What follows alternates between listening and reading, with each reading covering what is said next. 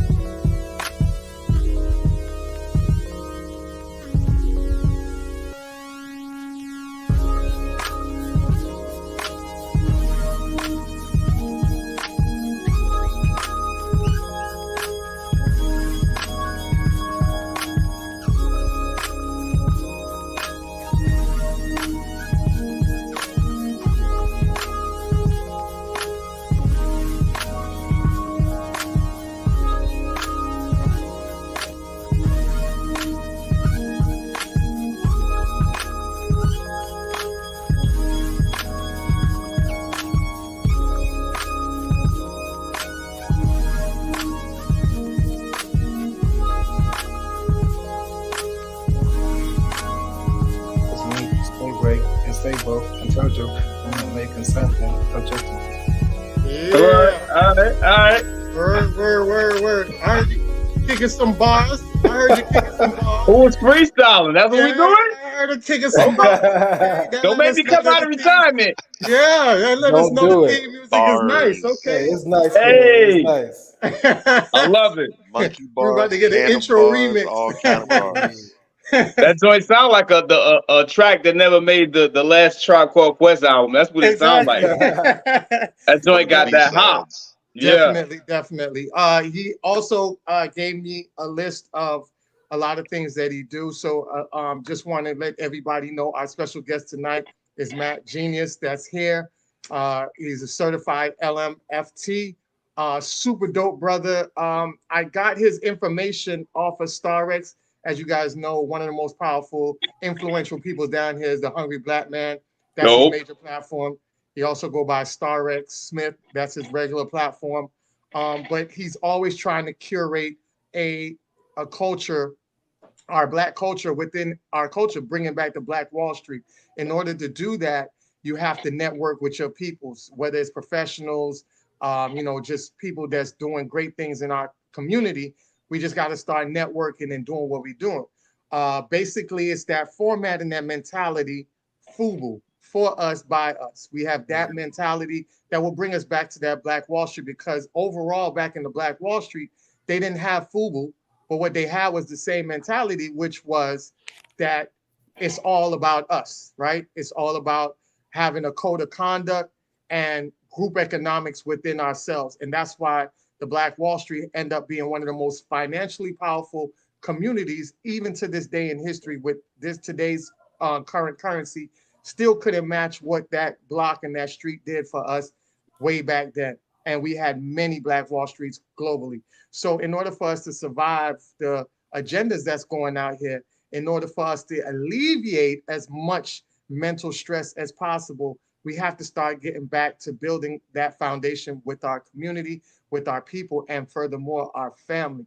The family structure in itself will be so powerful that it will create the atmosphere to go ahead and build the levels that we need to build in order to gain that protection, that guidance, and also a better generation for the next, because every generation before us has made sacrifices to put us in the position that we're living in now.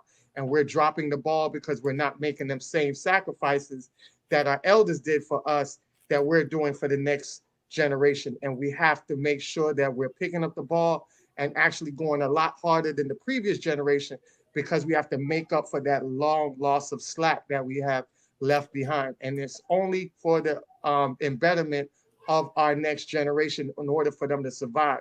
If we don't have that type of mentality, there will be no generation that will survive what's coming forward. So shows like this, platforms like this, and definitely a powerful brother like Matt is those are ingredients that we need to make that possible for our next generation.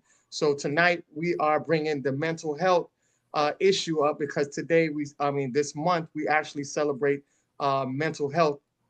Today is Mental Health Month this month. So what better way to do that than to bring a super powerful brother that look like us?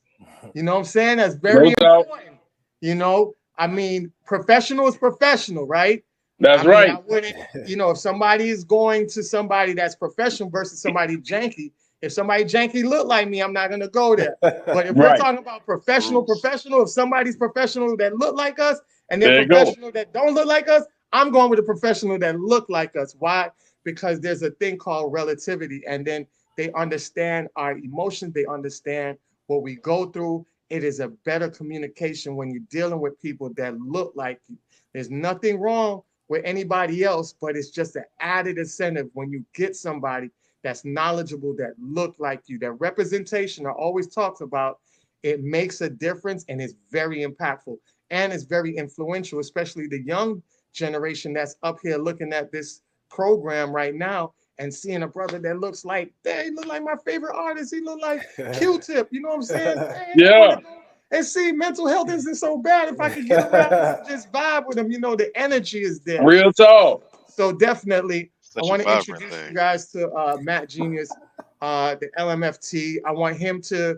I didn't get any information about how in-depth of what he does. And I really don't like to do that with our guests, because sometimes you have past things that are written that you really don't want to highlight, because sometimes you help other people and you don't want to give them your new shine because they never thought about you like that. So I like for the guests to go ahead and tell us what they do and exclude anything out that might hinder or help somebody else. So with that being said, I will let Matt take the floor and introduce yourself and let everybody know your accomplishments and what you've been doing and how, we can find you and everything like that. All right, man. First of all, let me give you guys a round of applause, man. This is a great platform. Appreciate it. Appreciate you guys inviting me. That's the first thing. The second thing is, man, the words you just spoke life, brother. Like, thank you for being so inclusive as far as your thought for not just ourselves right now, for the future as well. It sounds like you align with a lot of things my mind align with. So I'm just happy to be in this aligned space with all of you, man. This is such an important space for me to be in as a father. Yes, I am a father. As a married man, my wife and I celebrated 15 years this year. Yes. Whoa. Yeah, listen, man, it's Hold on. Let's pause for a moment. Whoa. Yes. We gonna let you finish. Oh, it's good. We gonna let you finish, but Whoa. we just can't gloss over that. That's beautiful. That's powerful. That's Appreciate that. impactful right there. Yeah, 15 years, So man. salute to you. 15 years, my 15 God, That's that's big. amazing. Bro. Beautiful Yeah, family. man, appreciate Beautiful that. family. That's Appreciate big. that, man. Yeah, man. 15 years of marriage. About 3 weeks ago, man. 3 weeks ago, we celebrated our arrival of our sixth child. Whoa. Yeah, sixth child. Whoa. Yeah. See, Okay. it keeps coming. Yeah. It keeps coming. Yeah. Right. They talk about nation building, Hey, you but gotta- you out here actually with the pickaxe and with the hammer and the Yeah, nails. I love it. man. Yeah, man. You know those games, Yes, sir. civilization, where you gotta Yes. cultivate, man. So that's what we're about, man, right? But listen, we took a shortcut, man. My wife and I've been married for 15 years. She's a brilliant individual. She's a doctorate level educator. She produced 5 girls now, 3 of which are triplets. We had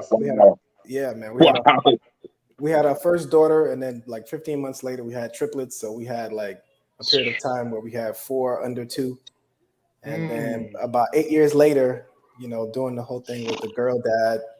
Last year we introduced the boy, and so you know the kids were that much older than him, so we doubled back, and now we got the girl with his age range as well. So yeah, man. So that's the family aspect of it. I love my family, beautiful family, like Anthony said earlier, man. I love just sharing them with the world, because they are what you said, man. They are the example of what our future will be like. If we get it right, man, we set our generation up for success, you know, and the small things that we do. And of course, we'll talk about some of those things later. I am a licensed marriage and family therapist. That's a mouthful. Let's just say that I'm a therapist, man. I can see people and talk therapy. There are a bunch of us. There's, you know, a whole different schools of thoughts, which we can get into later. But my school of thought is marriage and family therapy. I've been practicing for about 10 years, if not a little bit more. 7 of those years have been in substance abuse, and then about 5 or 6 of those years have been in private practice, where I've seen and specialize in Black male issues, family therapy, which is marriage and the individual, and specifically just all a bunch of different issues, man. So Wow. yeah, man. Private practice.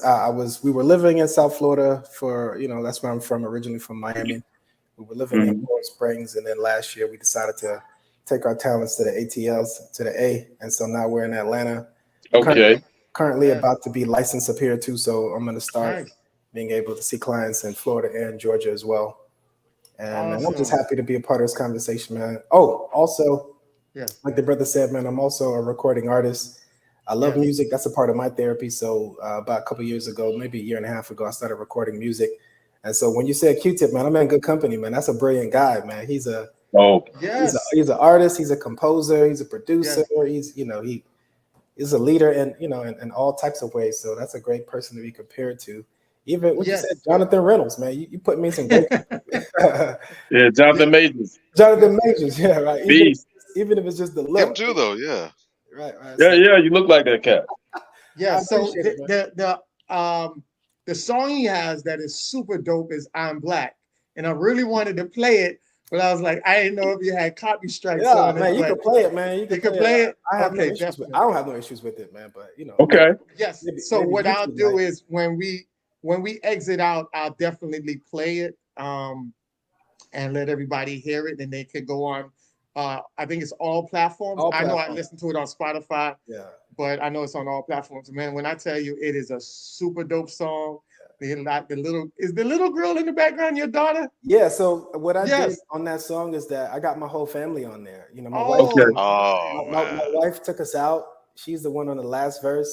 Yes. Yeah. I got my kids on the chorus saying "I'm Black." That's the girls to sing. That's crazy. Dope. Yeah, it's dope. And then I got my best friend on there who's his name goes by Infinite.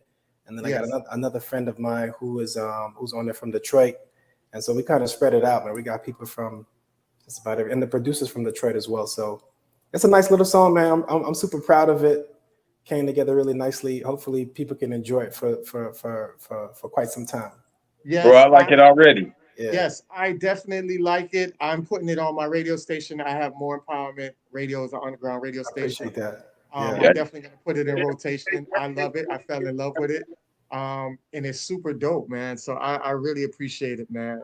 So thank you for sharing that information with us. So tonight, like I said, tonight is Black mental, well, I wouldn't say Black mental health, it's mental health, but we're dealing with it on the Black side because we suffer whenever you go through anything, anybody in America goes through anything, Black people suffer the worst because we have the least resources.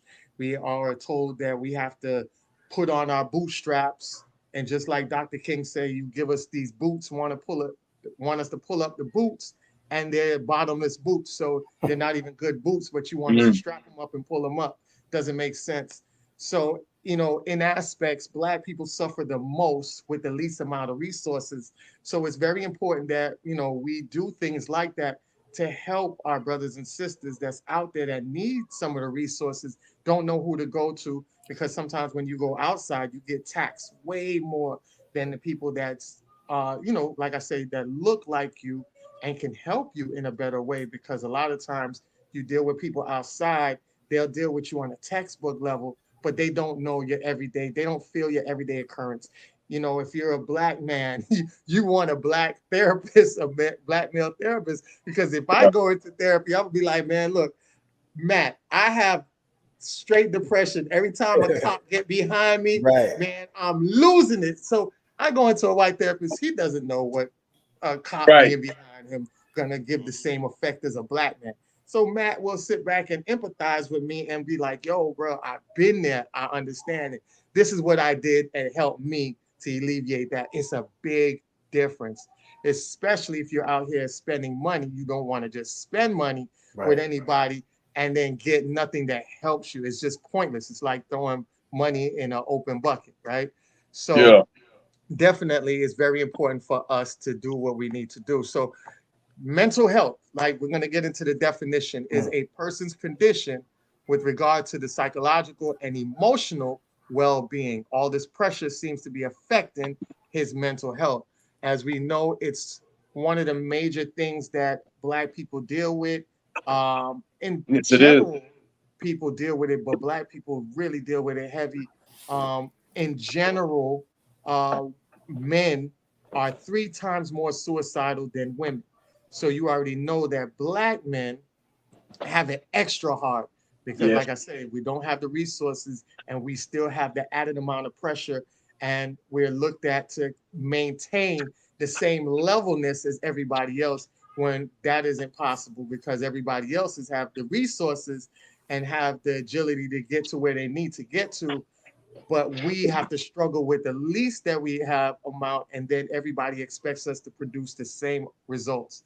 That in itself is very much pressure and leads to a lot of suicide. So we definitely want to dial down into that because I'm pretty sure that our guests have dealt with situations like that or heard people come in sitting on his chair and talking about situations that might have led down to that path.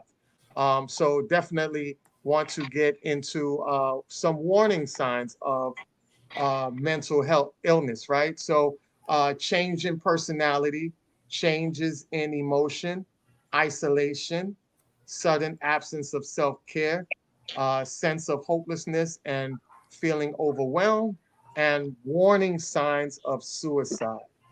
I want to get your feedback real quick, Matt, on just run us through some of the basic things that you encounter or the basic things that people need to know when dealing with mental health signs or whatever you want to start off with to let us know, ease us into this mental health Of course. Yeah, man. First of all of those, I'm glad that you shared those information with your audience. I like to make it even more simple for us to just get a better handle of what mental health is. First of all, it's not something to make our faces, tighten up. Mental health is about your overall well-being. You feel me? Overall well-being. So if you want to feel good in your overall body, mentally, physically, emotionally, it starts with up here. So if you value this, If you value this, then mental health is something that you have to pay attention to. When people say health is the new wealth, you have no health without mental health. Your body could be physically healthy, and we've seen it before, man.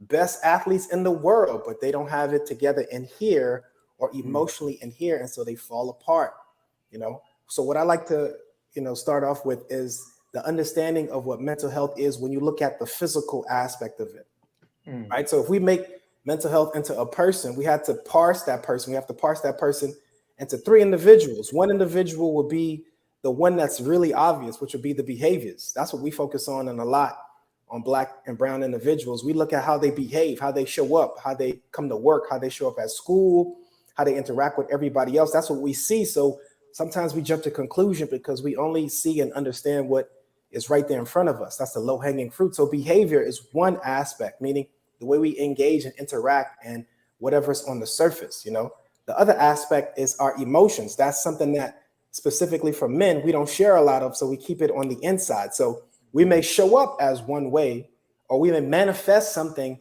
that may be going on the inside, but what's on the inside is not something that we necessarily talk about, the emotions. So now you have the behaviors, which is one aspect of mental health, and you have the emotions, which is another aspect of mental health, and you have the actual thinking, the thoughts that goes on between your head right here. That's the last aspect of your mental health. Each one of them are individually important, but it just so happens that in our society, especially in our schools, what they focus on is the behavior, what we see, how Black men show up, right? Before you can even get a word in, people already have an understanding of you just by your appearance, just by how you show up. The assumption is either this or that, when there's so much more going on in our emotions that we're not addressing: sadness, anger, anxiety, depression, shame, all these different emotions that we bottle up that may manifest in different ways, and one of the main ways it shows up is anger, especially in men. Anger is the one that we let pass by more often than not. And if it's not anger, it's going to be some sadness and isolation in men, And so when you think about the behavior, think about it attached to the emotions. When your emotions are not where they need to be, your behavior is going to be impacted, right? Because they're attached, but we see them separately. We think that you're misbehaving or you're showing up differently or you're yelling and screaming because that's just who you are. No, it's something going on internally that's causing you to show up that way. Maybe it's, some past emotion, some traumatic experience, or some recent event that's causing you to feel a specific way that's causing then the behaviors, meaning how you interact with the people who you care about, with the workforce, with whomever, in that specific way. And then the thinking, the thoughts that we have in between our heads, like Anthony said, if I'm getting pulled over and I'm anxious, that's my brain racing. All these scenarios, man, what if this guy does this? What if this guy, all the scenarios playing through your mind. And once those thoughts start racing, your heart starts pumping, the emotions of fear and anxiety starts to creep in.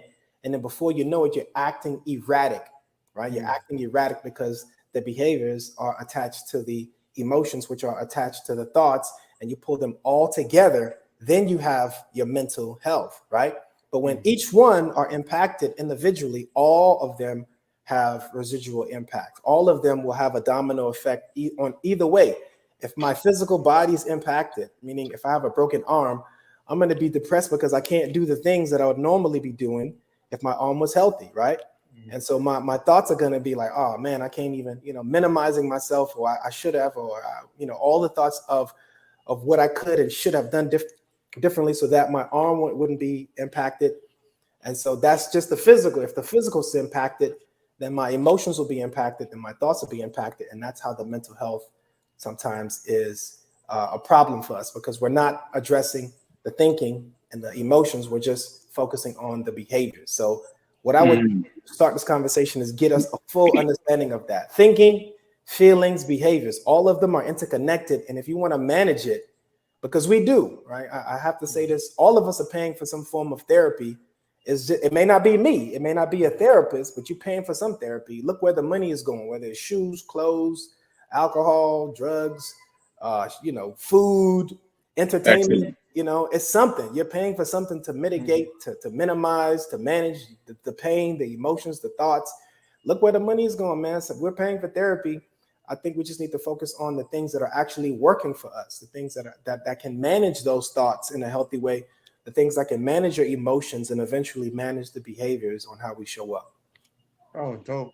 So dope. So now that you say that you're a married man and you have a wonderful family, can you let us know why, when you talk about emotions, can you let us know why it is very important for the man and the woman to be in a household when it's coming with covenant over the children, as far as the balance of emotions and expressing the emotions with a child? Is it Yes. far better with two parents versus what does each parent bring? What do your wife bring? Yeah. And what do you bring to the children that shows the balance of emotion? Because remember, when you go back to the statue in Africa, the statue in Africa is the woman, the man, and the child, and they're all in unison. Right? There's nobody ahead of anybody. Right. They're all in unison. And I think people don't understand that dynamic. But you, as a therapist, can you break that down to why it's so important in that level? Yeah. You know, I think first of all, we have to understand that our minds aren't necessarily our own right now. You know, a lot of us may not be traumatized by this life, but this life isn't necessarily the life that we were destined to live according to where a lot of us are from, whether it's indigenous on this, you know, part of the planet right here, meaning your great, you know, your ancestors are from America or they're from another soil, but we weren't meant to live how we're living right now. So a lot of our minds aren't necessarily the same way and valuing the same things that we value. So what I had to do for my family and I was detach from a lot of the values, a lot of the understandings that we had about what a family is, you know, that nuclear family, wife, kids, and 2 dogs, or whatever the formula is, right?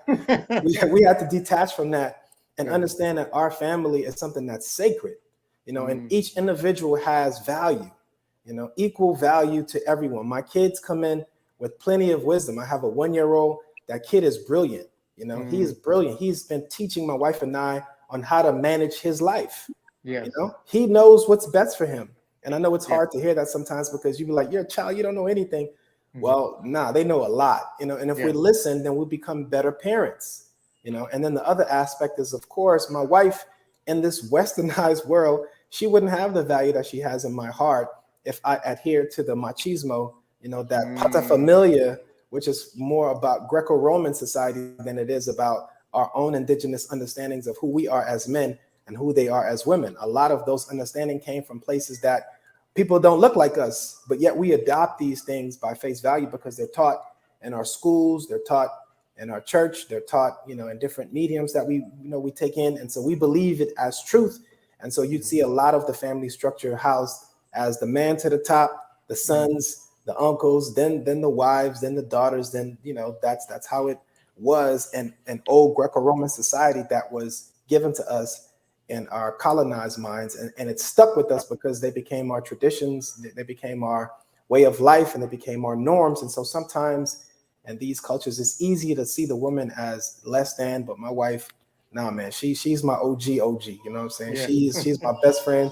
She's everything that I needed and more. You know, she brought the best out of me in a lot of aspects, and I brought the best out of her in a lot of aspects, and we're growing. You know, we understand our job is to be in a space that can cultivate an environment for her growth, for my growth, and our kids' growth as well. And so we had to do a lot of unlearning and relearning to be able to get our minds healthy enough to create a balanced space enough to where her and I can still thrive, have a healthy relationship, but also be healthy parents for our kids as well. And a huge part of that is understanding our own mental, emotional, and physical state. You know, meaning I have to understand what that means for me as a man, as the head of the household, and her as the woman, as the head of the household as well, what her role in her mental and emotional states, understanding what those mean and how they impact the environment, the total environment that we decided that what we wanted for our household, and then making sure we can align with that. I know I'm saying a lot, and hopefully you guys have some follow-up questions. Oh yeah. But making sure that once we understand where we need to be, making sure we checking in with ourselves regularly to balance our mental, emotional, physical, spiritual state, and bringing our best selves to the equation. If I bring my best self, she bring her best self, then we become the best parents or the best version of those parents for our kids at that time. And then always trying to see how we can better ourselves individually first, and then collectively second, And then, of course, it spreads out communally after that. Definitely. I like the fact you said your 1-year-old is a genius. So I don't want to show who I got this information from because she's an educator. Right. And it's very finicky when educators say things, and she had it on private. So I took out her name, but I want to show people how important it is. I've always said this because what I think psychologically, and we're talking about the mental health part of it. When we talk about the mental part of it, I always tell people your children are no different than the other children, meaning that your children is no different than your friend's child or a stranger's child. The only difference that your child is different is in difference of either one is how much you invest in your child versus how much they invest in their child. Right. Because when I see children graduating at the age of 14, and people be like, oh, that child's a genius, their parents are genius. I say, no, they're not. It's you don't know what they invested in that child.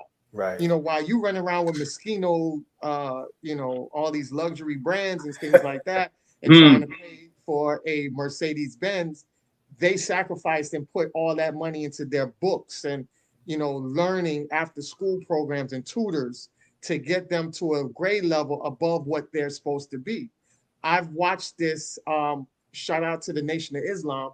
I've watched this with my own stepchildren at the time, who end up being 2 grades above the level they were because they were going to the Nation of Islam school right here in South Florida, which was off 55th and 7th in Miami. And they were just super bright individuals.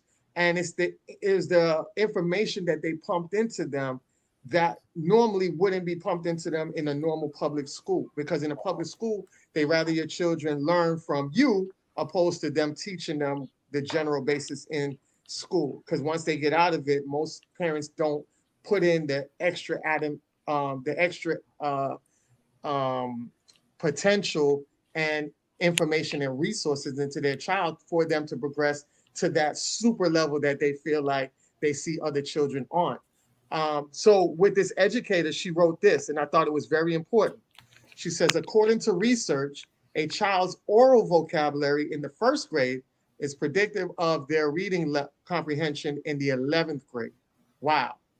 And I thought that was so impactful, because people always grab their child and be like, goo goo gaga, ooh. And I'm like, talk to the child like it's a grown child. Right. That child might not understand it and will reply back to you right then and there, but they understand, like they retain it in their mind till the time that they get to understand it. When they hear it again, they can say it, and people be like, wow, how does your child know that word? Because it was always in their brain from their parents. So when they were able to say it, they were able to say it.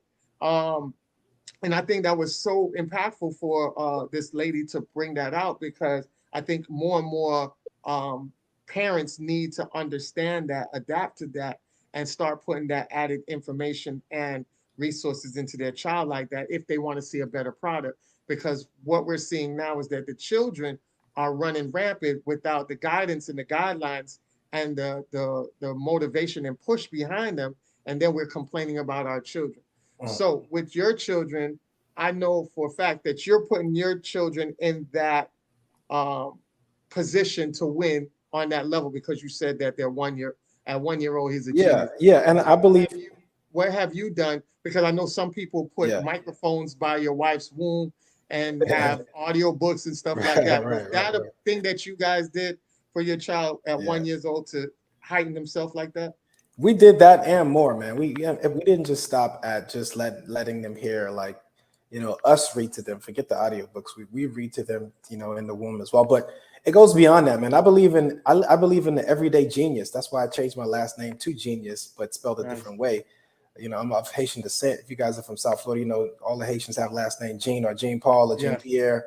Mine was Jean. I haven't changed the government yet, but it's Matthew Jean. But I changed it to Genius because I believe in the genius in all of us. And I grew up in Opa-locka. I grew up in Opa-locka. I went to Opa-locka Elementary. I went to Westview Middle School, went to Miami Central.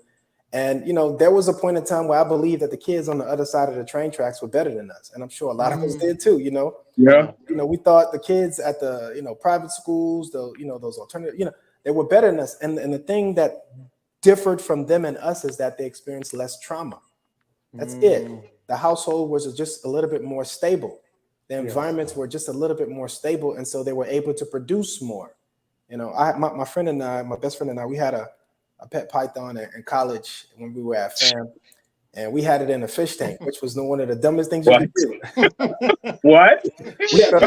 We just go glaze past that? Listen, we're not gonna do that, right? So we had it in a fish tank. That python did not grow at all. Of course, you know that, right? Yeah. So you know what happened. We eventually gave it away to a friend who had a room size, kind of terrarium for his snakes.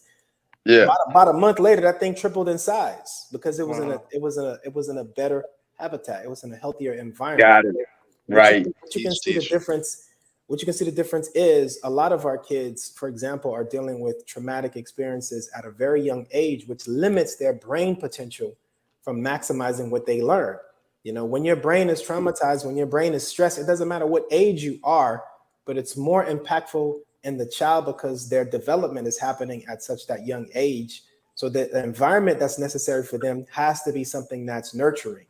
Meaning the environment has to be safe. And if you're not creating a safe environment, whether it's by your tone of voice, whether it's by your action, whether it's by, the content you play around them, whether it's by, the food, if it's not a safe environment for them, then their brain, they're not going to reach the potential. Some of our kids are clear geniuses, but they won't be able to match that potential based on the external environment that they're in. If we remove that child, put them in a healthy environment, that genius will shine bright. And of course, you guys have probably seen examples of that either with yourselves or somebody else. When somebody changed location, meaning like, man, I got to get out of here, man. I was in South Florida, man. I was in South Florida, and then I had to, I went to Tallahassee for school, and I had to leave Tallahassee to go to Alabama because if I stayed in Tallahassee, outcome would have been totally different, Party. You know what I'm saying? So wow. Sometimes it's the environment that you have to leave. Sometimes it's the environment that you have to shift in order to create a balance to where the person isn't experiencing as much stress or trauma that limits their mental capacity. And these are facts that are studied by the CDC and Kaiser Permanente. There was a study that was done in 1995 called the ACEs study, the Adverse Childhood Experience Study. This study was trilled because it had over 17,000 people, meaning a big sample size. The more people you have, the higher the correlation is. And listen, I don't necessarily bank on these studies, but these studies taught me a lot about my people, meaning it said that the more trauma you experience in your childhood, the more likely you are to experience negative health outcomes in your adulthood. So as a child from 0 to 18, if I'm experiencing trauma, stress, all these negative things in my young life, the impacts aren't just going to be right then and there, but it's going to follow you up until your adult life to make it more likely for you to suffer from X, Y, and Z because you had these experiences in your childhood. So, listen, man, I'm not just safeguarding my kids for their safety now, but I'm making sure that their environment is safe so that they can be a better version of themselves when they become adult. I'm protecting them from the things we experience, man. We experience trauma everywhere. You walk to school, there's gonna be a shootout or drive-by, somebody getting somebody getting robbed. I got robbed. I got shot at growing up in South Florida. So these things happen. But what we don't want is to allow our trauma that we haven't dealt with to then manifest in how we parent our kids or relate to our kids or relate to each other because we haven't regulated or learned how to cleanse ourselves from our own trauma. And we're re-traumatizing our kids by saying, that's how I talk, or that's just how it is, or when I was your age, all these different things that we do, they don't have to be us. They don't have to be like us. They don't have to be as tough as us. They don't have to be as brave as us. They don't got to be as hard as us. They have to be better than us. And it starts with this being healthy, and the health that this needs is a healthy environment. If it has a healthy environment, this thing is going to shine, So we have to make sure as parents to make sure that we're cultivating an environment of health for our kids, an environment of safety for our kids, an environment where their emotions aren't going to be weaponized against them as something bad. There is no such thing as good and bad emotions, but we can get to that at later. And I don't want to overtalk. I want more questions. You guys. No doubt. I had a question for you. Listen, because I was just strangely enough having a conversation with someone about that yesterday, how I don't want to raise my kids in South Florida And really, I was talking because I was referencing the fact that I came up during the Luke era, right? So you had the Luke era, you had the Pac Jam, and all these type of things. And I was telling dude, like, girl or boy, but especially a girl, the Pac Jam was one of them spots. I don't know if you ever went there. Yeah. But it's like, you walk in the door, 50 dudes touch your ass, you know what I'm saying? And it was normal. Right. You understand what I'm saying? And we had songs like Me So Horny and Come On Baby, Doodoo Brown. Right. We grew up on that. Pop And that people think that it's like a harmless lyric, Doodoo Brown, but they don't realize there's a whole stanza that comes along with that. And it goes, I hate to be like this, but I gotta do it for the purposes of making my point. Right. You can lick my ass up and down till your tongue and your lips turn doodoo brown. That's the lyric. Look at Bobby's face. Bobby like, we're what? 7, 8, 9 years old hearing this lyric. And when the break comes on, all the girls go crazy. Doodoo Brown, Doodoo. It was a thing. You from Opa-locka. Consider some life choices now. You understand? So I'm putting it out there. There's no way in hell I want to raise my kid in South Florida because it was just so raunchy. I learned so much so quick, way before I needed to know these things, right? To speak to what you just said.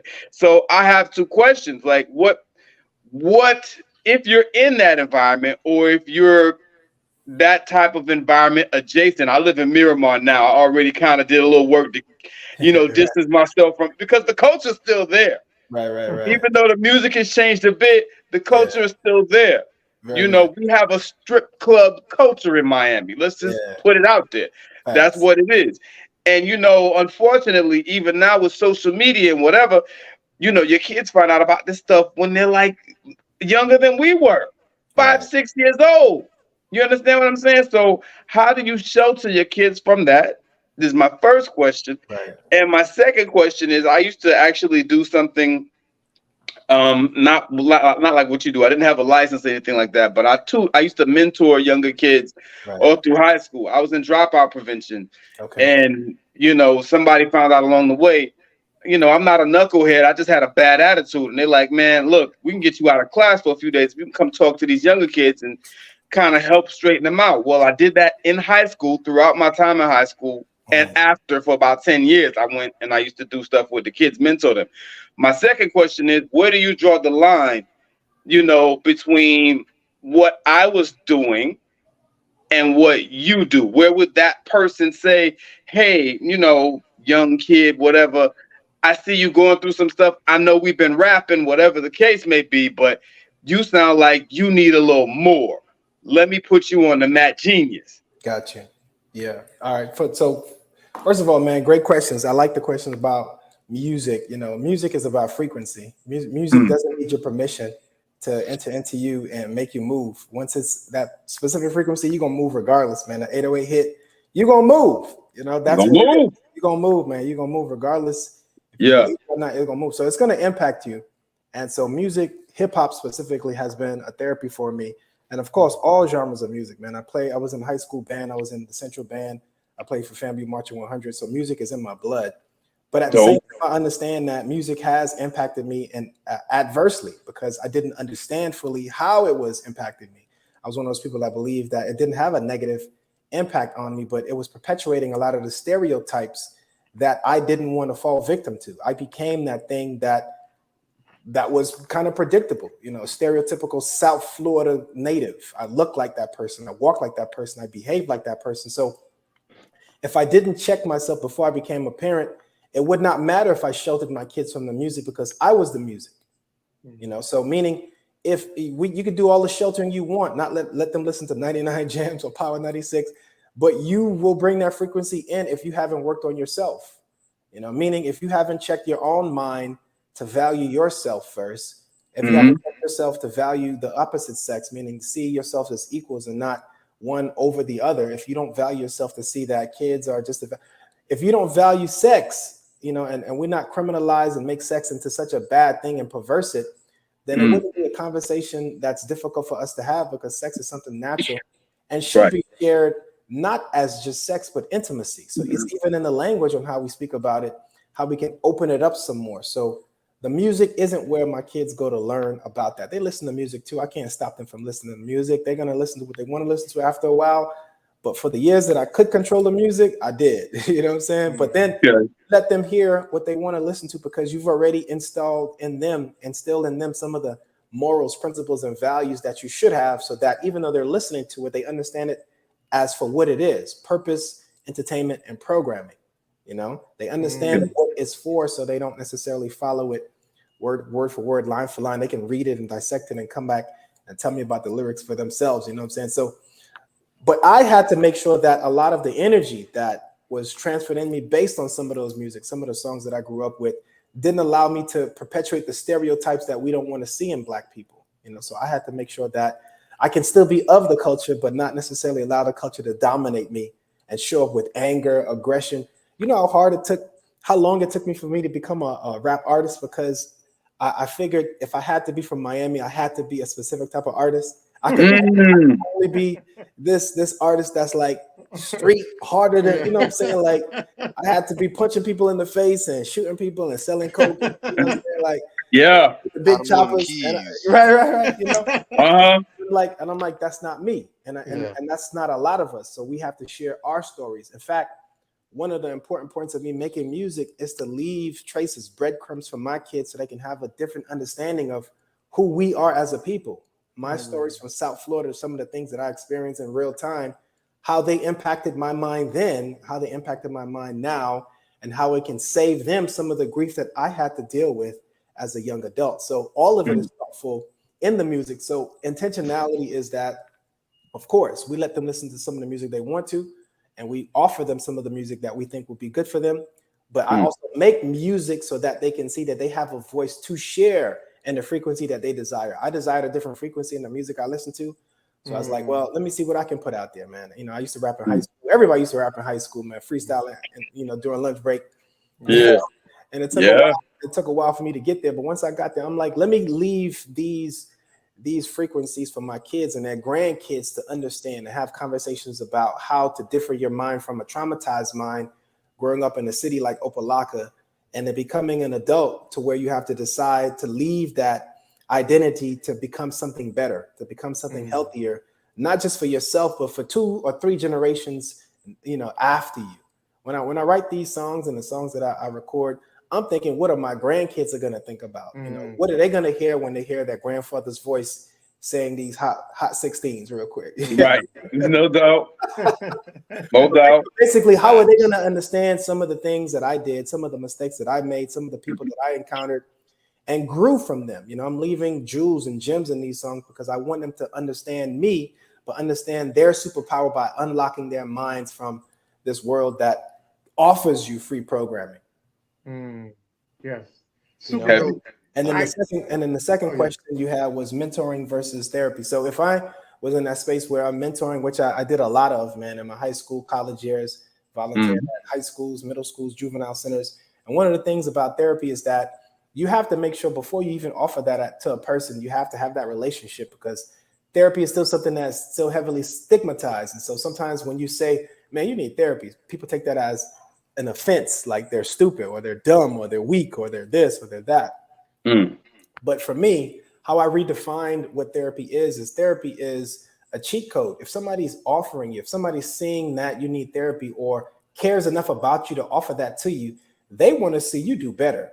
That person values you. If that person says, man, I love you, man, you might need some, you might need to talk to somebody. I care enough about you. My value is in you enough to see you become a better version of yourself. So I'm saying this out of love. That's the only relationship it can come from.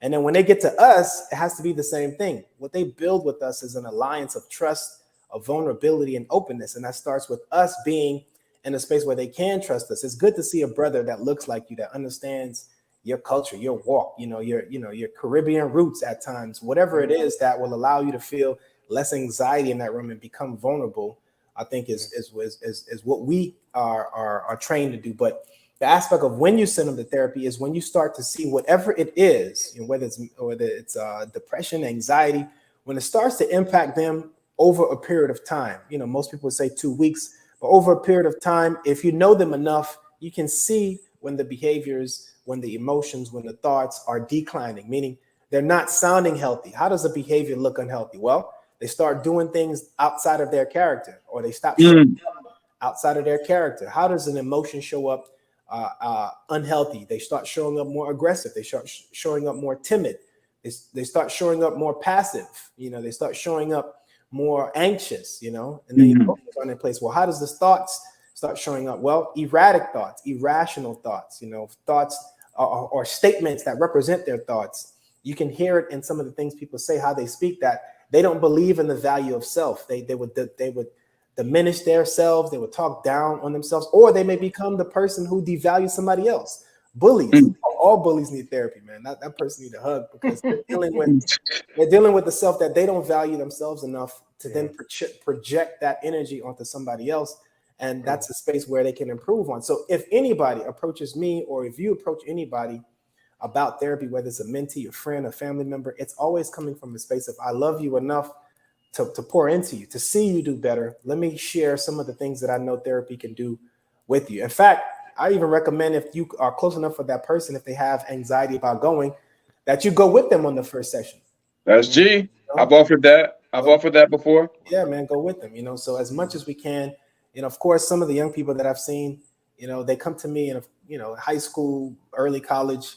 I have to see them on a discount because they can't afford those prices. But there's a lot of other people who will do the same thing. It's not just me. We have therapists that will see clients on a sliding scale, making sure that wherever they are, they can afford it. So I would always say, if you see those issues, make sure you can understand what resources are available first. Have those resources available before you go talk to that person. And when you talk to that person, come from a space of love and say, man, I care enough about you. Here are 3 sources that you can actually call and lean on. Give them a call, and then follow up. Make sure you have a follow-up conversation, probably like a week or so later, a couple of days later. Be like, hey, man, did you call? Did you call? Did you call? Make sure you call, man. I'm going to keep checking up, And then what was the outcome? Yeah, making sure, they tap in and they get that connection. And then sometimes it's financial. They may not be able to afford it. When we can, man, offer to pay for it too, because sometimes they may not see the value. I said this earlier, that all of us are paying for some form of therapy. It doesn't matter where you work, McDonald's, Walmart, Kmart, wherever you work, you're paying for some form of therapy because you're paying for something. You're spending money to help manage your mental state, to help manage your emotional state, to help manage your physical state. That's a form of therapy. And so whether it's working for you is the question. If it's not, if these issues of depression, anxiety, sadness, anger are manifesting in your day-to-day for more than a 2-week period, then you might want to switch up and think about maybe getting a professional therapist to see how they can help out and managing those emotions and mental state. Oh, thank you, sir. Super great responses. Yes, I Appreciate that. I want to catch that real quick, what you just said, because I had something here and you just said something that aligned up with what I have for you, which is, are these no, hold on. I think these are no, not that one. Okay. No, hold on. Here we go. I'm sorry. All right, here we go. So are these questions that, if somebody's going to you, Genius, are these questions, or anybody, just any professional, are these questions that they should ask, which are, what are your fees? Do you accept my insurance? Have your insurance card handy? Do you, what do your credentials mean for you?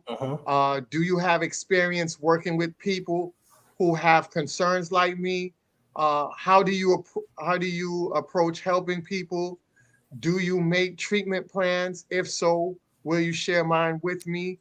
How do the sessions work for you? How long is each appointment? What will it do? How long might I be working with you? How many sessions do people have with you? Are these questions or common questions that people ask you before they engage in contracting you or using you for your services? Yeah, these are some great questions to kind of wrap your mind around, because you want to always make sure that what's the most important in a pre-conversation or a consultation call with the therapist is that you actually like the person. You know what I'm saying? Like, forget how much the is, forget how much, you gotta like that person. Meaning you better put on all your senses in that call or that video to make sure that this person is a person you can actually vibe with, somebody you can actually be vulnerable with, be open with. Don't go to the person because their prices are right. That price might be right, but that might be the wrong person for you, right? Sometimes the insurance, they may not take your insurance, but they may be the person you may need to go to. So come out of pocket sometimes and pay that fee. Sometimes we look for reasons not to go. We look for reasons not to go by questioning the person, be like, you see, I knew it, And sometimes it's after the first phone call. Listen, sometimes people call me. Plenty of times people have called, left messages, and I can't get back to them, and that's unfortunate. But the people who do have an opportunity to work with me are sometimes the people who push through all of that. Sometimes they don't get offended the fact that I don't answer the first, second, third time, and they still call, they email, they do whatever they can, they get in contact with me. But what I'm saying is just be persistent in what you desire. You have to make sure this person, listen, you're paying for a service, and this service is a service that saves lives. Literally. I mean, add years to your life, add value to your day-to-day, create balance in your mental, emotional state, which then produces harmony and all relate. Listen, man, this is an invaluable service. So if you can, make sure that what you're paying for is what you're receiving by making sure the person is a person that you can be open with. That is the most important. It doesn't matter anything else. If you can't be open with that person, if you can't be transparent, if you feel that this person is biased, if you feel that you have a bias against this person, don't sit with them because you won't be honest. And without that true honesty, then we can't help guide, the conversation into where healing and change will occur. So make sure that with all those questions, all those questions are important, but make sure that you can create a healthy alliance. And that alliance doesn't come with the first conversation. You know how it is, man. You're around certain people like, man, I like this guy. I like this woman right here. I think I could give it a shot. Give it about 2 to 3 sessions, really give it a shot, before you say, man, I ain't never going back to therapy. That person suck. He didn't know what he was talking about. She didn't know what she was talking, give it a shot because sometimes it takes a while for on the other side for them to formulate an alliance with you as well. It's both people that are coming into this space trying to create a healthy atmosphere so that both people can be transparent, vulnerable, open, and understanding. Sometimes, listen, man, I have clients that come. I had a client when I was an intern working at West Palm Beach, came in. Clearly, listen, man, this guy was from the sticks in West Palm Beach. I'm gonna just say it that way. He had one of those trucker hats. I'm not even on, those trucker hats, and he came in straight up. He's like, man, he told me in my face, he's like, I don't like you. Right? And listen, straight up, he looked me in my face and said, I don't like you. And my response to him was like, man, that's fine, but would you let me help you? That's G. That's grown man shit. Or would you let me help you? I don't care if you like me. I don't need you to like me, but will you let me help you? Right? That's grown man shit. And so I promise you, we worked through our issues. Listen, we worked through them, man. We worked through those issues, man. That was a combo package. He came in the door with it. He came in the door swinging. He did. Listen, man. And then, Buddy told me, he's like, it's not you. I don't like anybody. And of course, he tried to. Oh my God. He tried to soften it up, but I'm like, yeah, it's me. I know it's me. And people said you got to stand on that, bro. Yeah, right. So, but we worked through it, man. I promise you, at the end of our time together, we spent probably like 10 to 12 weeks together. At the end of this, man, this big bear of a man with this trucker hat gave me such a tight hug of appreciation with tears in his eyes because I was able to help him manage his emotional state, his mental state, and how he showed up in his life. He was appreciative of the exchange that we had together because he was able to feel safe with a stranger and was able to do some of those things that we hold on to dear life, man. We hold on to these things like they're our pride and joy. We have to let some of this trauma go, some of the anger, some of the sadness, some of the anxiety go so we can be a better version for us first. Yes. And then everybody else around us. Yes. That's beautiful, man. I love that. Really quick, if I can, I don't want to linger on this too much because I know there's so much we want to get to, and I know we only got you for a limited time. But to piggyback on what you're saying, a follow-up question I have is, so I'm just going to say really quickly, this contains a bit of a spoiler alert, so if there's anybody that's interested in this particular show hasn't seen it, go ahead and turn your ears now. But recently, I've hopped on the Netflix show, just binging with Designated Survivor. And for those who aren't aware, it's a political drama. It's based about this this individual who's not really a politician, but he's been appointed to a cabinet position for the president, and he gets his designation as the designated survivor, where if some catastrophic event happens and no one's able to serve as the commander in chief, this person will be sworn in. And lo and behold, worst case scenario happens, and now this guy who's just this head of housing and development gets thrown into the most important role on the planet, or whatever, and it pretty much deals with him handling his position, and everything else. And there comes an episode. Go ahead and cut off now. From reads. Spoilers. There's an episode where they make it through this really, really horrendous ordeal, and the president, very nice, very humble, loving man, everything you'd want in a leader. His wife ends up getting taken away from him in a car accident. And so this guy, he was very warm. He's very gregarious, very open, very fair-minded. Always strives to make the right decision. He doesn't play politics. He's about that human approach. Now he becomes walled off. He becomes isolated. All these decisions he has to make gets piled up on his desk. And so his staff pretty much all but forces him, because how do you really force a president to do anything? Right. But they basically insist on him seeing this counselor. And so over the course of this episode, he has these mandatory 1 hour long sessions with his therapist, and nothing is happening. He's in there, Wow. and I'm sure I know you've been down this road, and he's talking about everything but what he needs to be talking about. He's stonewalling, he's hostile, he's very unfriendly. And the therapist keeps on digging. He's like, if you're not going to spend my time, then I'll leave. And he's like, well, I need you here because I'm supposed to be here. So he says, work with me.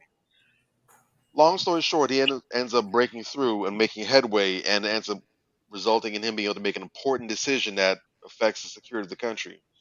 But basically, he had to deal with getting past the discomfort. So I know you're saying that you need to find a therapist that you're comfortable with, that you can talk to, and that's important because you have to have that relationship.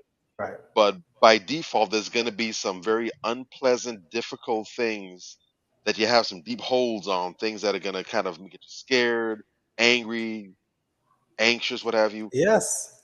As much as possible, what is that fine line in the sand? How do you determine whether or not you're getting too uncomfortable where nothing can happen, but Right. you're too comfortable where you're not going?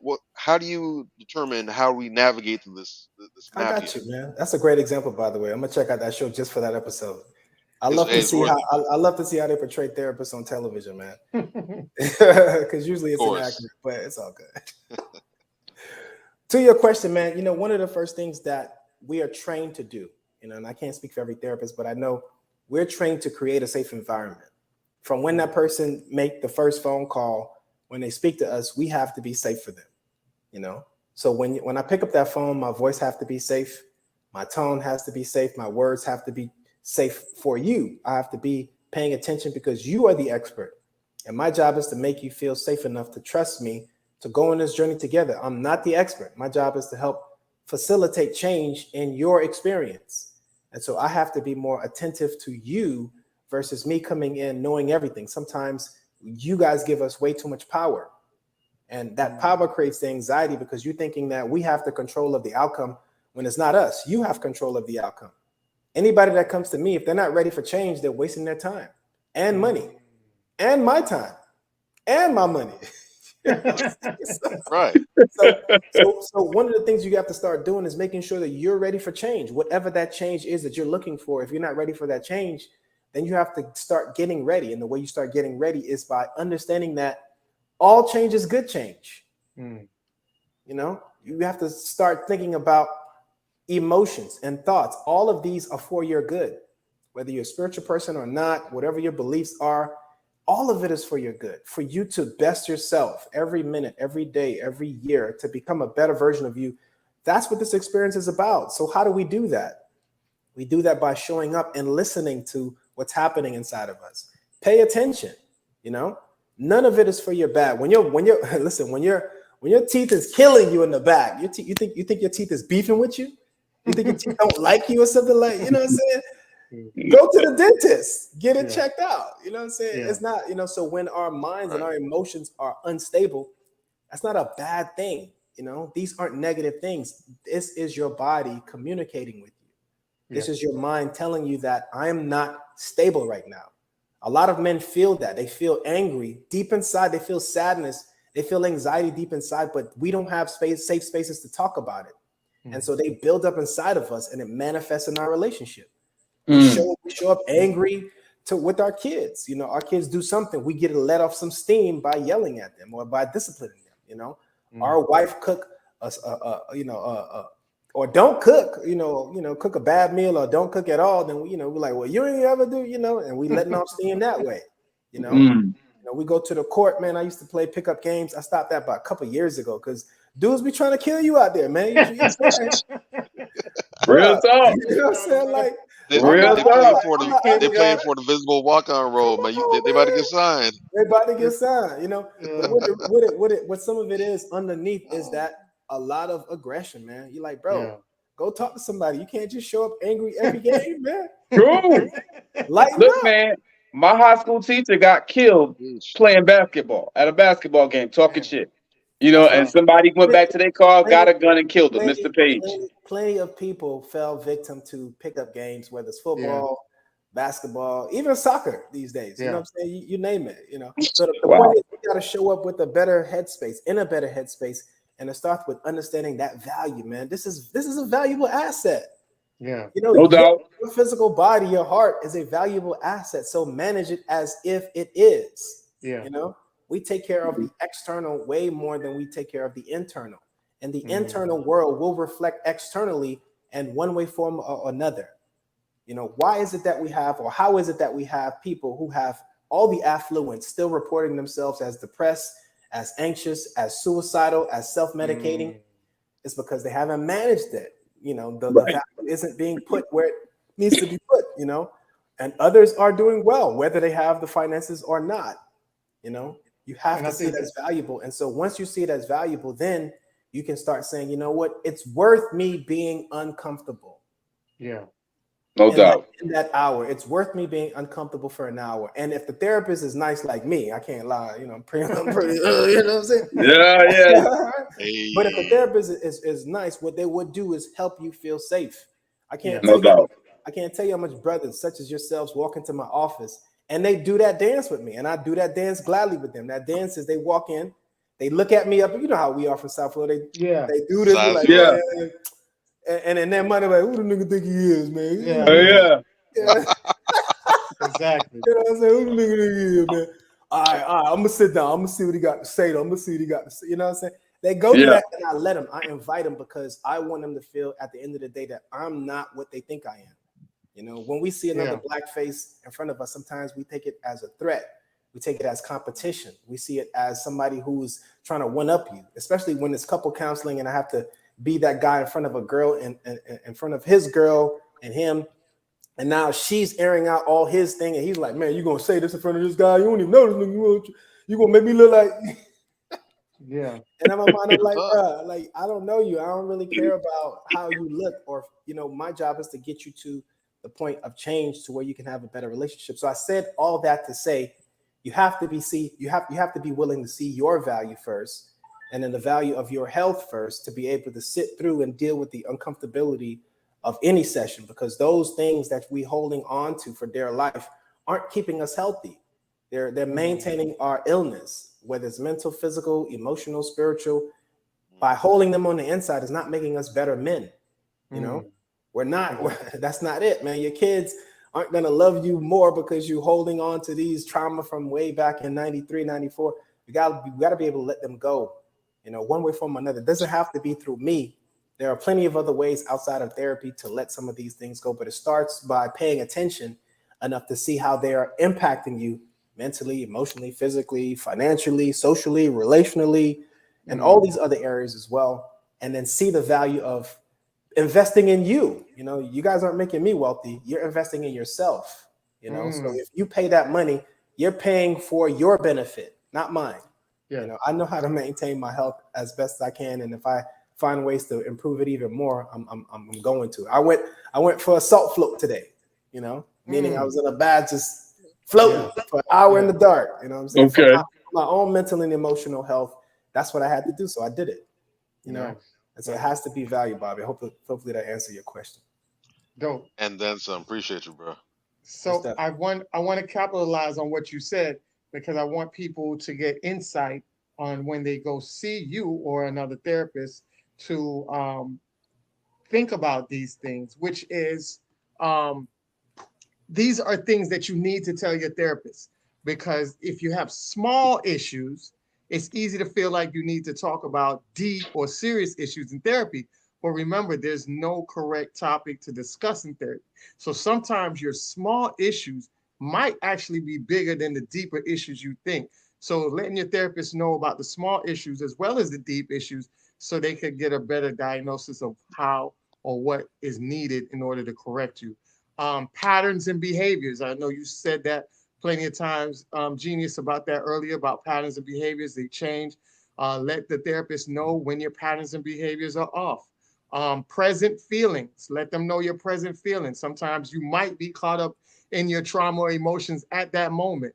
And let them know so they can diagnose you. You know, maybe they see that present feeling today, and then maybe they might see it a couple more sessions and understand that you're back in that same position. So now they can come at you and say, hey, you know, you're falling back into that same pattern. What's going on? And then you'd be like, oh, dang, I didn't know you were going to catch that. But then you open up and now you can correct yourself, because sometimes, I think a lot of times, we are afraid of change, even if it's for the good.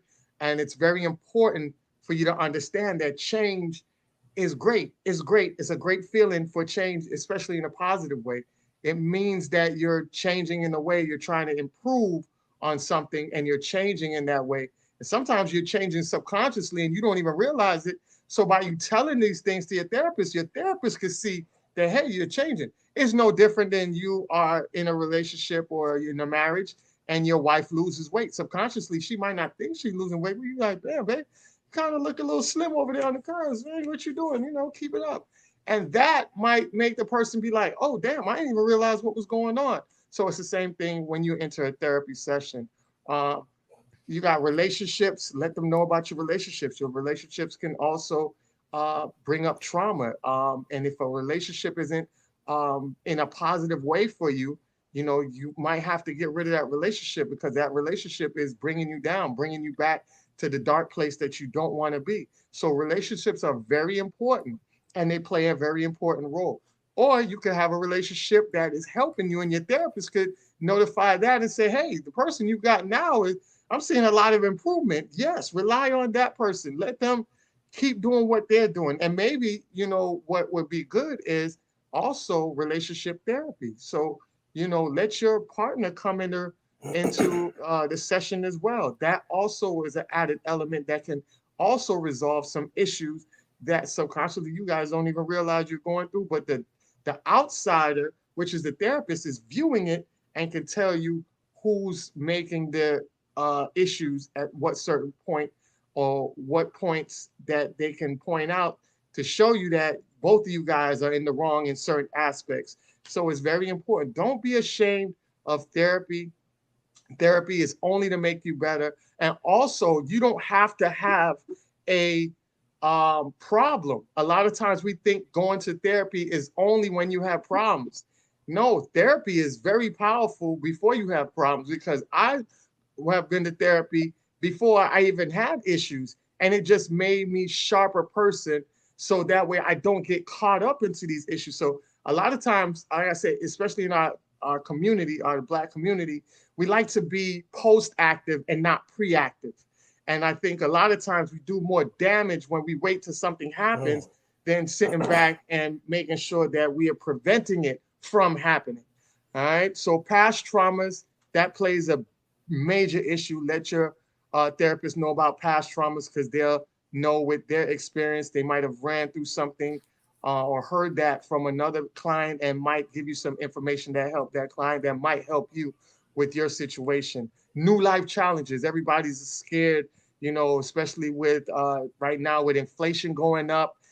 It's very scary. As a man, it creates some added problems, because you're supposed to be the provider. So now you get these new challenges and you feel less of a man. Tell your therapist about that, so they can give you some comforting, soothing advice, so that way you don't feel the added pressure on you.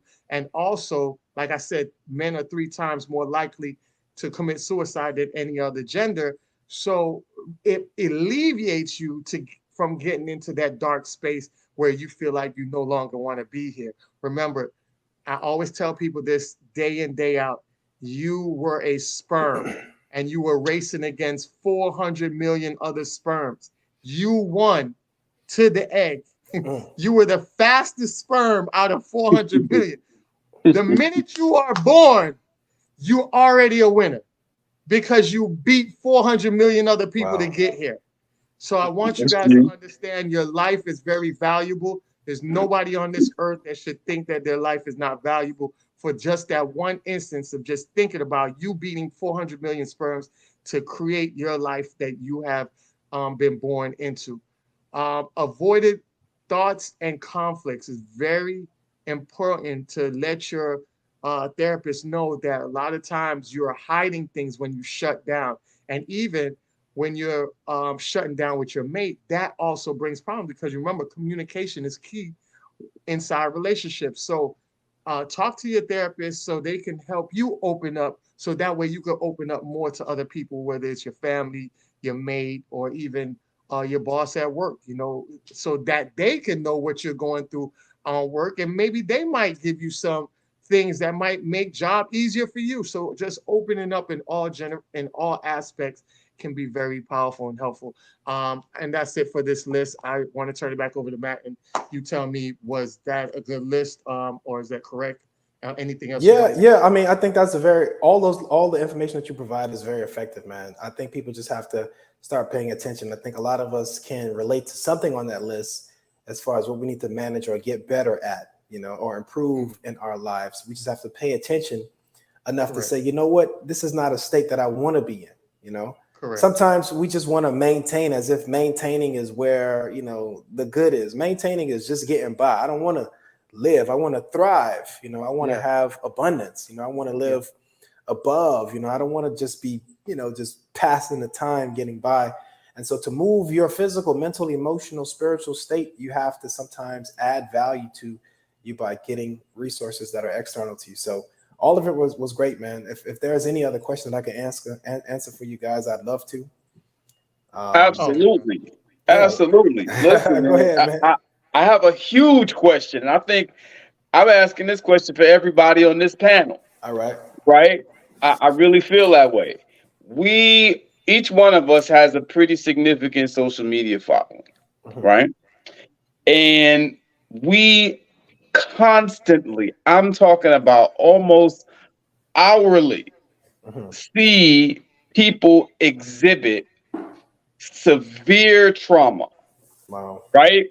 Or the results of some type of severe trauma on social media. They're always lashing out. They're always saying, you know, things to be hurtful, things to be spiteful, things to just be downright nasty, you know. And some of these people are people that we know, and they don't even realize that they're traumatized deeply and that they're saying these things to be problematic, to invoke some type of gender war conversation, usually is what it boils over into. And what I want to know is, again, two questions, because I'm sure you probably see this too. Yeah. Right? So how do you handle that? And how do you gauge when to and when not to engage? Some of these people, I just unfollow them because I feel like it's just useless trying to talk to some of these folks. But some of them, you know, I want to help, or I want to reach out to kind of let them know how wrong they are and how the type of energy that they're putting out. So again, how do you react? And then how would we know when to engage and when not to engage from your perspective? Got you, man. Great question, man. Trauma is one of those things that our community don't talk enough about because we've normalized a lot of it. You know, as we started this conversation earlier, we talked about a lot of the things that we've dealt with. You know, some of our parents probably have dealt with, but these are almost like rites of passage. You know, like, yeah, man, I used to go to this. I got robbed too, man. Yeah, I got jumped too. You know. Yeah, it's normal. Our sister told me one time, like, she don't date black men because black men have experienced too much trauma. Well, part of it is true. You know, I don't know about the not dating black men part. You know, Yeah, I mean, you know, like listen, man. there's a lot of us that are healed as well. You know, so. But to your point, man, I think it's understanding how trauma impacts us. You know, if we have more time, I would share my screen with you guys and take you through an in-depth presentation to see how trauma impacts the brain, like how stress, anxiety impacts the brain. But the short version of this is understanding two things, right? We are governed by a bunch of different systems in our body that control our, you know, our day-to-day functions inside that we don't necessarily have to pay attention to. Those two systems are the parasympathetic nervous system, right? Is working. You don't even have to think about it. You're breathing, your heart is, you know, everything is functioning in the background, no problem. And then there's the autonomic nervous system that kicks in when there's stress, when there's anxiety. You go into flight or fight mode, you go into survival mode. Now, that's not a bad thing when we're using it for the real purposes. You know, the autonomic nervous system is a part of your body because it helps you survive. It's about survival, but I haven't been chased by a dog in years. And so, you know, the adrenaline and cortisol that needs to be pumped into my system in a circumstance when I'm in danger hasn't been present for a while, but yet that system is still very active in a lot of us because the trauma is in our minds. Your brain doesn't know the difference between what's happening in real life versus what's happening in your brain. A lot of us, the trauma is in here. And then from here, we create that trauma by showing up traumatized, by showing up maybe angry, maybe easily agitated, by not paying attention to when we cross over the threshold of us being in that autonomic nervous system type of body. Meaning, once we go there, right? Once we go there, then we lose our mental capacity. We lose a lot of our mental capacity from the parasympathetic nervous system to the autonomic nervous system. Meaning, when we're healthy, when we have balance, or when we have homeostasis, another word is regulated. When we feel regulated, when we're calm, we'll do a lot, get a lot of work done, have healthy conversations, know when to engage, because we understand where we are and we value where we are. So we like, you know what? Not today, man. I'm gonna go ahead and go this way, because if I know if I go this way, this will trigger me. I know if I pick up this phone, I know what I'm gonna hear. I know if I answer this text, I'm gonna get a paragraph. So we already know. It's us paying enough attention to say and decide whether or not we're gonna go in that direction or not, and allow some of those things to take us over to that survival mode. Man, once we get in survival mode, all the gloves are off sometimes. Meaning, once we get to that state, I don't care what I say. Oh, you already got me here. I'm here now, right? And so we say things we don't necessarily mean, you know, because our mental capacity isn't where it needs to be. Then we're not thinking clearly. We're more likely to say harmful things. We're more likely to do harmful things. We're more likely to behave in harmful ways. And then the beauty of this is that once our brain get back to the parasympathetic nervous system, we think about, man, I owe that person an apology. I was a real jerk, man. And then if we're there, some of us don't even care. Be like, man, oh well, you know. If we're there enough, we can get to a space to where we go on what I call the apology tour. When we're back into that calm state, we'd be like, you know what, man, I'm sorry. The other day, man, I was tripping a little bit, man. I was a little tired, a little hungry. Then we point out all the things that we know to cause us to feel and push us over to that deregulated state, or to that autonomic nervous system brain that doesn't allow us to function with the IQ capacity that we should have on our regular day-to-day. That's the first question, right? The second question, oh no, that's both. I think I answered when to engage as well. You engage when you're in your best self, you know. When I know I'm doing well, when I know that I can manage my emotions, my mental state, my physical state, even though the person may not be where I am, then I engage. But if I know myself enough to know, like, nah, man, that person gonna trigger me. And if they trigger me, then I'm gonna start giving them what they give me. Then I have to make a business decision to be like, nah, you know what? It's not worth it. It's not worth it, you know, or be able to say, you know what? I know where you are. How about we have this conversation at a later date, at a later time when you are in a better space? You know, the invitation is still there. There's no love lost, man. All of us have had those moments where we're not in our regular mind state, and it can shift by being hungry. You ever seen a Snicker commercial? The Snicker bar commercial that says you're not yourself. Yeah, that's a deregulatory factor, meaning that would want to get away. Yeah, Those are real. right. It will show you as a different individual when you're hungry. Yeah. But hunger is just one of those things that take us over to survival mode. So does Mhm. so does anger, so does anxiety, so does depression, so does loneliness, so does Yeah. shame, so does guilt, so does Mhm. fatigue, lack of sleep, poor diet. A lot of those things take us out of our best selves. And when we're in our lower self or our deregulated self, that's not the time to engage. That's the time where you create chaos or just survive. The time to engage is when you know you can maintain your healthy state or when you can impact that other individual in a healthy way, but not when the opposite is true. When you feel that you can't manage it, abort. Mm. Don't do it. I'm trying. Don't do it. Don't do it. I'm trying. Don't do it, See man. what pisses me off, what makes me engage when I probably shouldn't is the fact that I know other people are hearing this. You understand what? And it angers me that this person is putting this negative energy out into the universe Right. and triggering other people and making other people angry and fueling the conversations, for the gender wars, fueling the conversations that, make us lesser of a people because we're not talking, we're just reacting. And it's like, you just want to slap the shit out of them. You know what I'm saying? Because you see the damage that they're doing. So it's like, I try to dial back sometimes. I Right. really do. Right. But sometimes I feel like I just gotta let them have it. You know what I'm saying? Like I really, it's upsetting. You know what I'm saying? I got you. Let me help you out with that real quick, right? Yeah.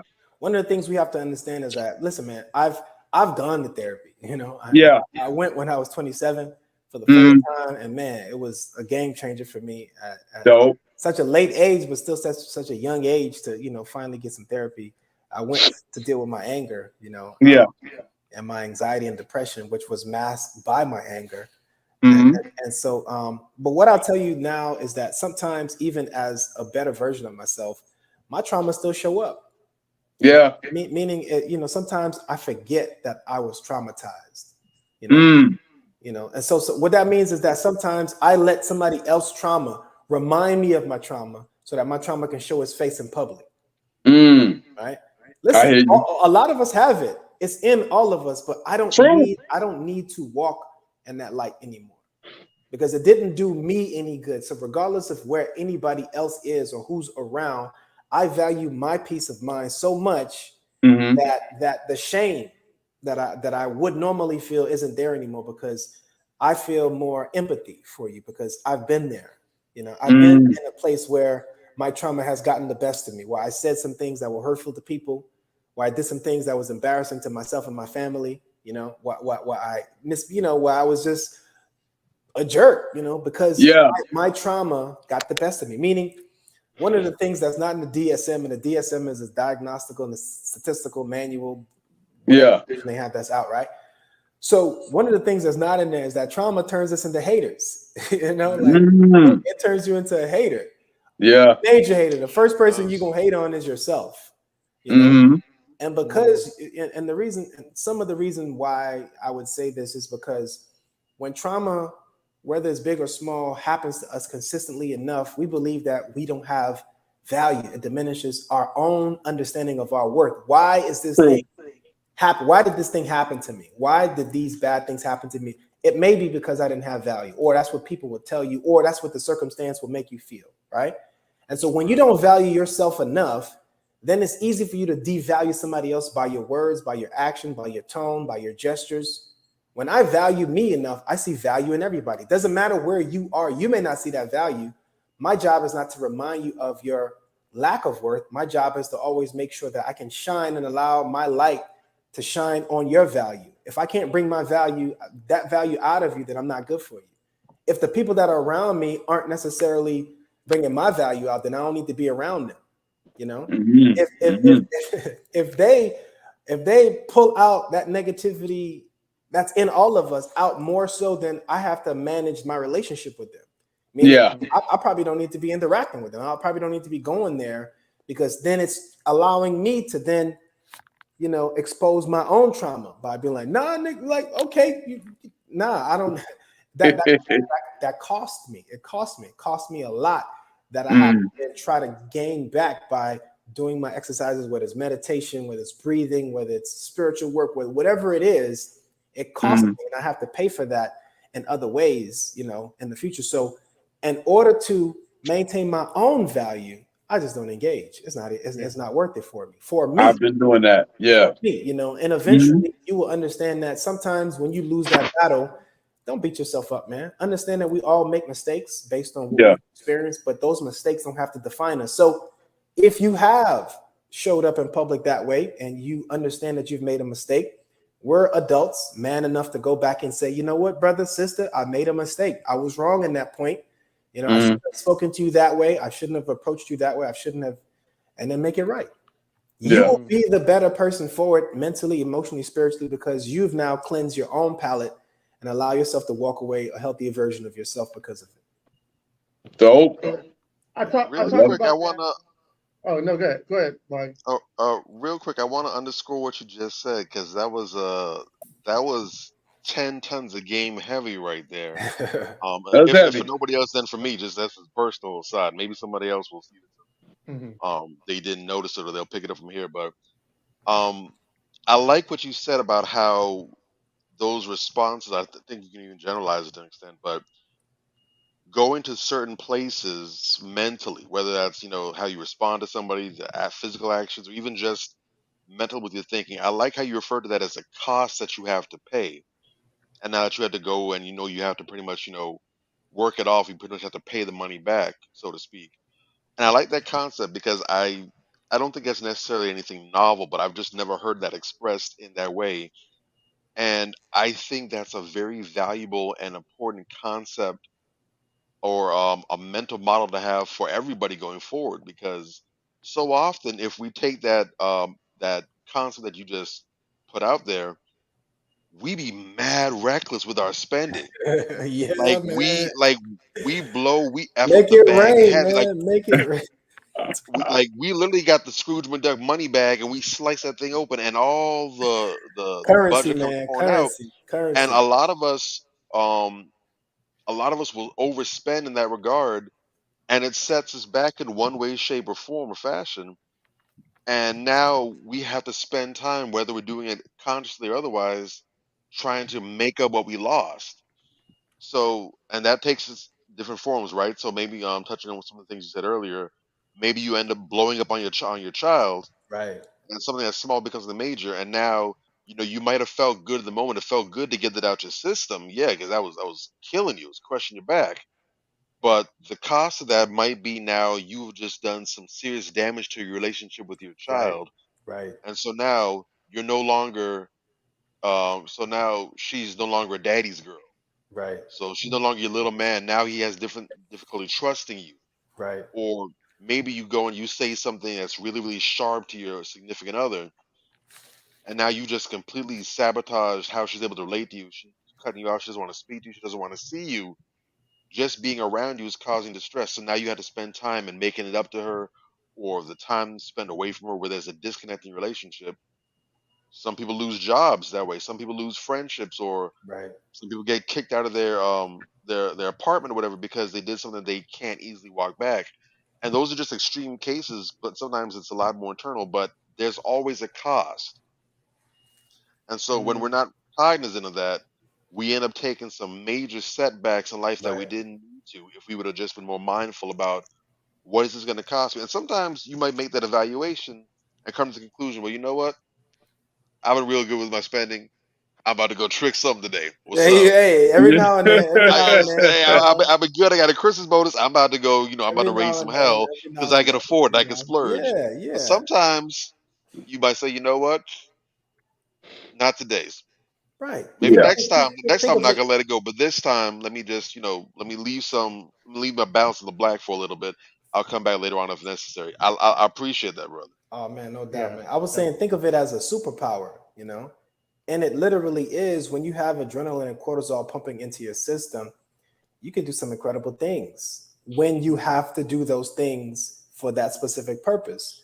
But on the other end, when you have adrenaline and cortisol in your system and you're in fight or flight mode, you can do some heavy damage that we don't necessarily intend to do because we have so much power in us at that time.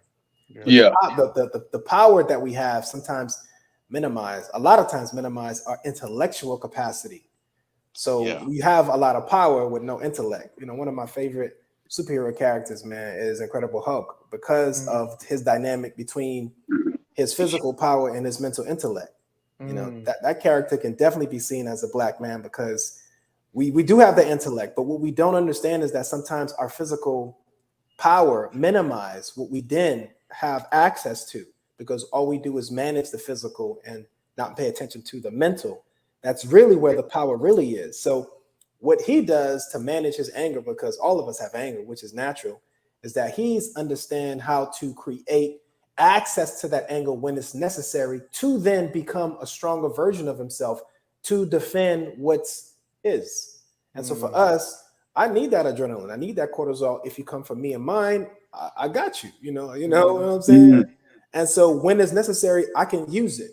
But I remember being triggered by the things that didn't necessarily need to trigger me, and I showed up as a person who created more trauma than alleviated it. You know, you show up as the bad guy because you don't know how to check your tone or check your attitude or check your bravado or check your masculinity or check whatever it is. You show up in a room and you change the temperature by your discomfort. You know, so you become the person that changes everything because you don't understand how your negativity, your own trauma is impacting those around you. You know, so our job is to be aware and understand that when you need it, it's there for you. It's a part of you. That's why it's a beautiful thing to understand your brain and understand what happens when we're either regulated or deregulated so you can utilize it.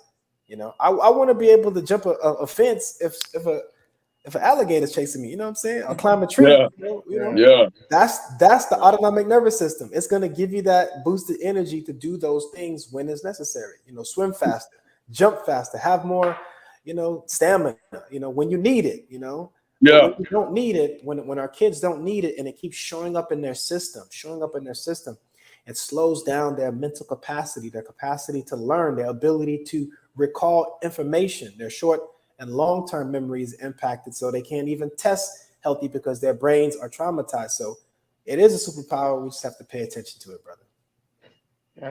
That's you're so correct on that. I on a program, couple programs back, I had talked about how a guy stepped on my shoe in the club, and I said that Classic.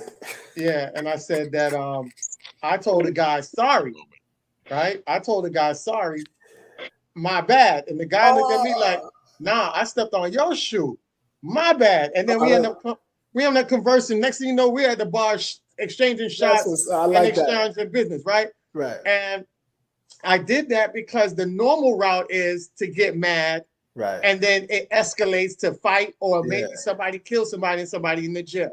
Yeah. So at that moment, I said, let me try something different as far as damage control and also just to push the energy in a different direction. Right. So, and it worked out. Yeah. And I tell people this story all the time because you can find alternate ways. It might not be that way that I described, but it's something that you could do at that moment that can shift it away from it going all the way left. And I don't have energy. Ever since that day, I don't have energy for Black people. I don't have energy for Black people. And what I mean by that is that I love my people enough for me to walk away than to be mad and angry at you. Because at the same instance, we're fighting the same war. We're fighting the same enemies. You got pressure in your household or people that's pressuring you. I have the same pressure as well.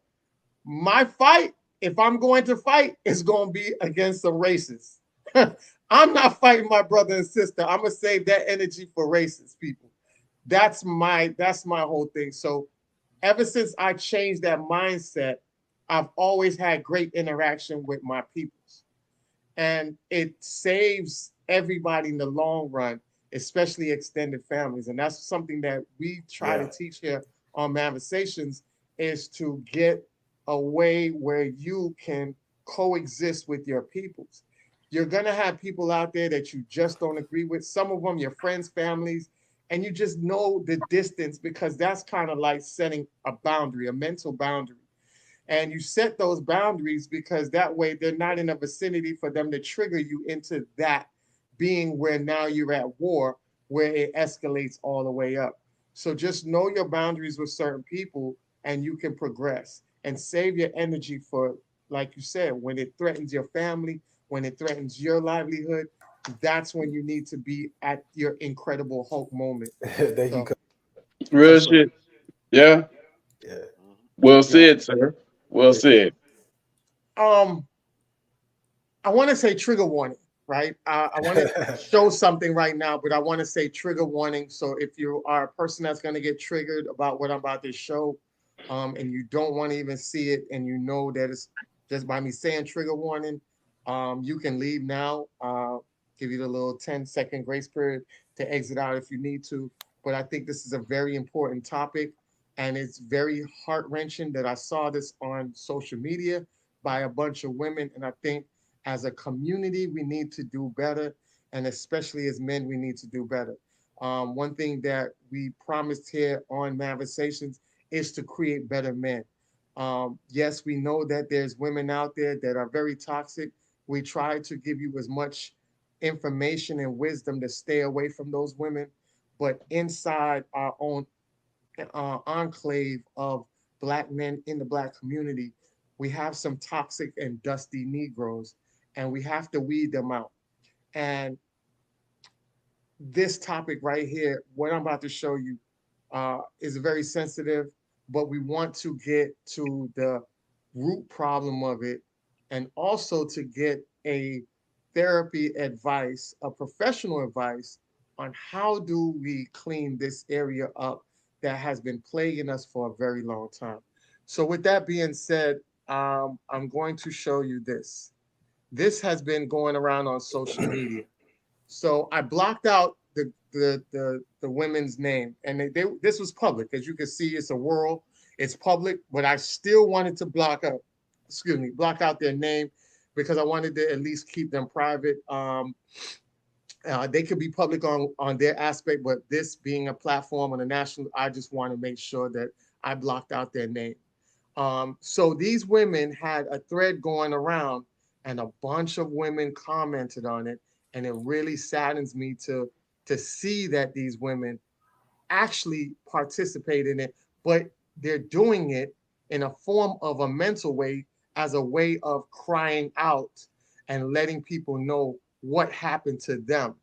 And my heart goes out to them. They're survivors. They're still here on earth. They didn't commit suicide. They did not, give up after this traumatic experience. But these women were victims of predators growing up. One girl says, I was 6, I was 7, I was 8, I was 9, I was 10, I was 11, I was 12, I was 13, I was 14 by my mother's brother, my uncle. I was 3, I was 16, I was 18. Another girl, I was 16, I was 18, I was 19, I was 20. I thought this was it actually kind of almost brought tears to my eyes because, as you know, the more and more as the world goes on, we're being more and more sexually active. We're being more and more sexually provocative. We don't see a lot of discipline that we talk about on here. Everything is so much sexualized. We want to break it down and bring it back to where sex isn't even on your mind until it is a consensual part where both of you guys have planned and agreed on that, because now I feel like everybody's just doing the sex. There was a video of a guy, a little boy, he had to have been about 18, I want to say about 18, 19, and he had sex with a homeless woman, and he did it without a condom, and they was like, yo, this homeless woman has HIV, and he got up and his mouth just dropped, and he didn't know. And I'm like, you're that thirsty for sex that you now put your body in total risk and almost killed yourself, depending on if you contracted it right then and there from that woman. But for you to jeopardize that just for sex, it means that we have a large problem that we need to address. So Mhm. being a clinical therapist, I just want to know, what is your um, advice to something like this? And how do we go about um, basically getting that off I mean, basically, how do we go about trying to clean that up a bit in our community? Yeah, I think one of the things we have to do is be able to talk about sex without creating the taboo feeling or emotion around it. We've done a poor job for a very long time talking about sex without feeling icky or feeling guilty or feeling shameful. And so the result that happens is that if we can't talk about it publicly, then the shame of what happens to us never gets spoken about because sex isn't a topic that we can talk about whether it's good or bad. So when the bad happens, we can't talk about it. If it's good, we can't talk about it. We have to normalize those conversations to be able to talk about the good and the bad, to be able to have safe spaces for people, specifically our kids. Mhm. Let me slow down. Specifically our kids to be able to come to us and feel like they can talk about it. So our job is to make sure that our understanding is aligned with what we want our kids to understand. Some of us, listen, man, doesn't matter the age. Some of us, a lot of us can benefit from a re-education of sex, intimacy, and a lot of other stuff. That is a great book right there. Man, Heal Thyself. I have that book on my shelf right there that I'm working through right now. So great book. But a lot of us can benefit from from a renewal understanding of intimacy, which is the conversation around everything that can lead to, but not necessarily sex, and the way we think about it, And so I think what we're looking at is how do we create an intimate environment that people feel safe enough to be sexual without feeling villainized, Meaning if your kids are curious about sex, we don't have to shame them and make them feel dirty because they're curious, And so if we create a safe environment for us to talk about intimacy from what it is to be in the same room with the person and feel intimate, or being on a virtual space with four brothers and feel like you're safe enough and feel intimate, versus being physically in contact with the person and being intimate, or being intellectually intimate with the person. There are so many ways we can be intimate. And so opening up that understanding so the focus won't primarily just be on sex.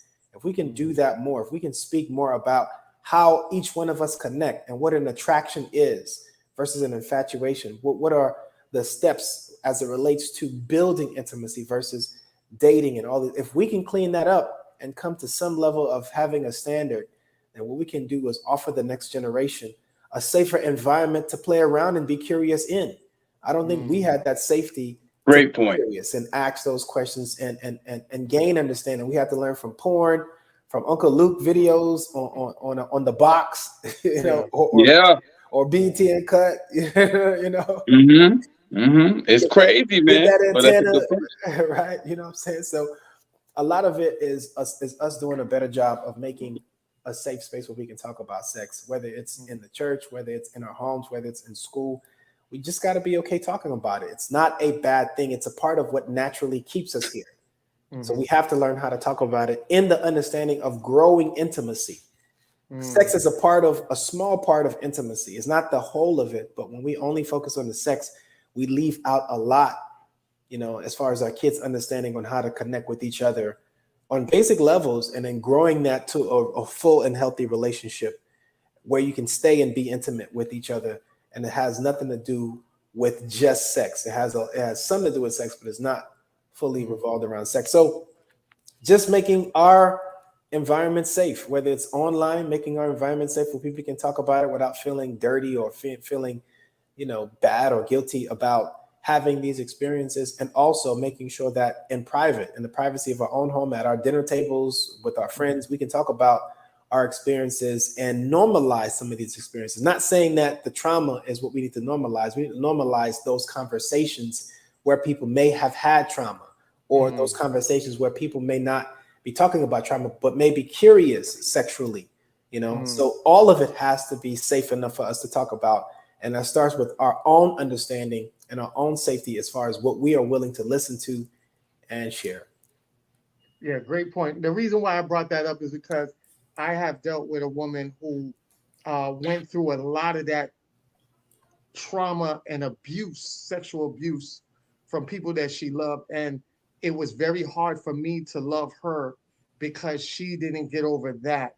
And I've offered to even go to therapy with her but she was so turned off by two therapists that were women that violated her confidentiality by telling her Wow, family members what man. was said in that. So now she doesn't even want to get involved with any therapy, even though I offered to get in there, and I had to cut that loose because it was so far, she was so far damaged that I was healed and it was bringing me down. Like, so I had to cut that off before it ended up damaging me on that end.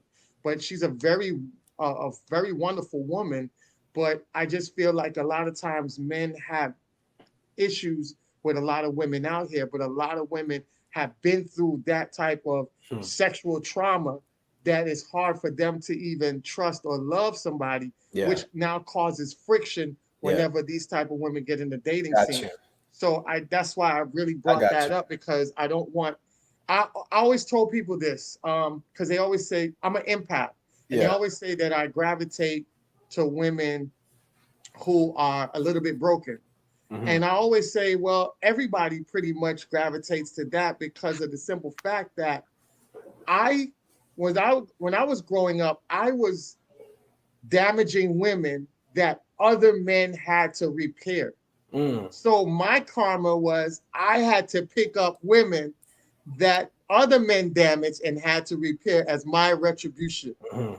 So Wow. it's kind of crazy that a lot of people don't see it in that way. Mhm. But if you have damaged women in your past and then you come across women that's damaged, that kind of, to me, that's my personal experience that I feel like the karma's coming back to you because those Agreed. are the women that you no longer are around. Some other man had to repair them Yeah, and make Mhm. them either a great wife or whatever, but Yeah. they had to do a lot of damage for what you did. yeah. And now you are brought women that Anthony, other men damaged. let me help and you out a gotta little bit, put in the man. work to help rebuild them as well. So that's why I brought Yeah. that topic up to Let me help try you out to a little. stop the cycle. Let me help you out a little bit, man. One Yeah. of the things that we're going to have to learn, all of us will have to learn, is that we're going to have to stop seeing ourselves as damage, Mm, meaning it doesn't matter where you are. All of us, like you said, either all of us are damaged or none of us are damaged, yeah. And so that's a language issue that sometimes we sometimes own up to too easily, Mm, damaged goods, whether you're a man or a woman. That's not what you are. mhm, That's not what you are. You are valuable exactly where you are. And it mm, takes a person such as yourself and to see that value in that person sometimes to assist. mhm, But now let me give some freedom to a lot of men and women out there who are listening.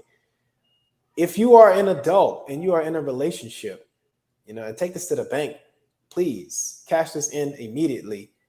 That person's emotions are not your responsibility.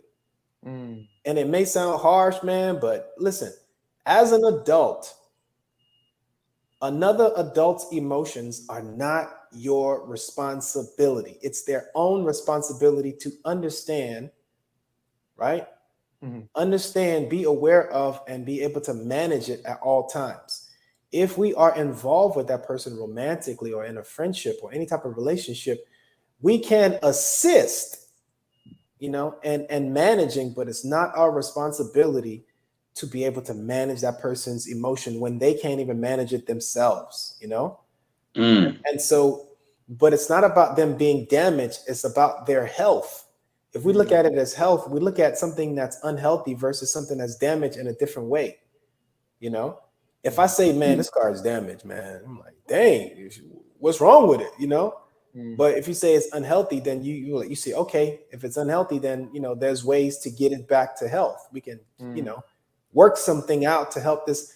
And so health, think about healthy and unhealthy, not necessarily good or bad, health or unhealthy. And when you hear unhealthy, there's a pathway towards health. If you have breath in your lungs, if you have capacity in your brain and in your body, there's always a pathway to health. So maybe the way we should talk about some of these relationships are how I was unhealthy at the time, how this person was unhealthy at the time, how I got to my health, and that person may not have gotten to their health. And even though this person may not be with me right now, I still see the value in that person where if they worked on their health, we could probably have a great relationship, mhm. But it's Exactly. valuing your health. When you say that word damage, like like certain words in our vocabulary, this English language sometimes is damaging. The way we speak about ourselves and others sometimes can devalue the way we think, and then devalue the way we feel, and then devalue the way we interact. So I used to think I was damaged goods. I used to think I was damaged goods because of how many people I damage. And so if I'm damaging, then I'm damaged myself, and then so that cycle perpetuated itself to where then I believe that I only deserve the damage. And then so I will attract that, therefore, which I am. And so if the person across from me, more likely than not, that's where I am too. And so I had to start seeing myself as valuable, so then I can pull in what's valuable on the outside of me as well. Correct. Wherever you are, you have value. And if you see yourself as valuable, then you would value yourself enough to then pour into it, meaning invest. Like if you have a nice car, man, you want to keep it nice, right? You want to make sure that oil change, tire rotate, white, what's it called? Black magic for the tires. You're going to do whatever you can to make that car look and feel good. And so because you value it, whatever you value, you invest in. So we have to value ourselves enough to see that I may be unhealthy right now, but I can invest to my health. And my unhealthiness isn't in all areas.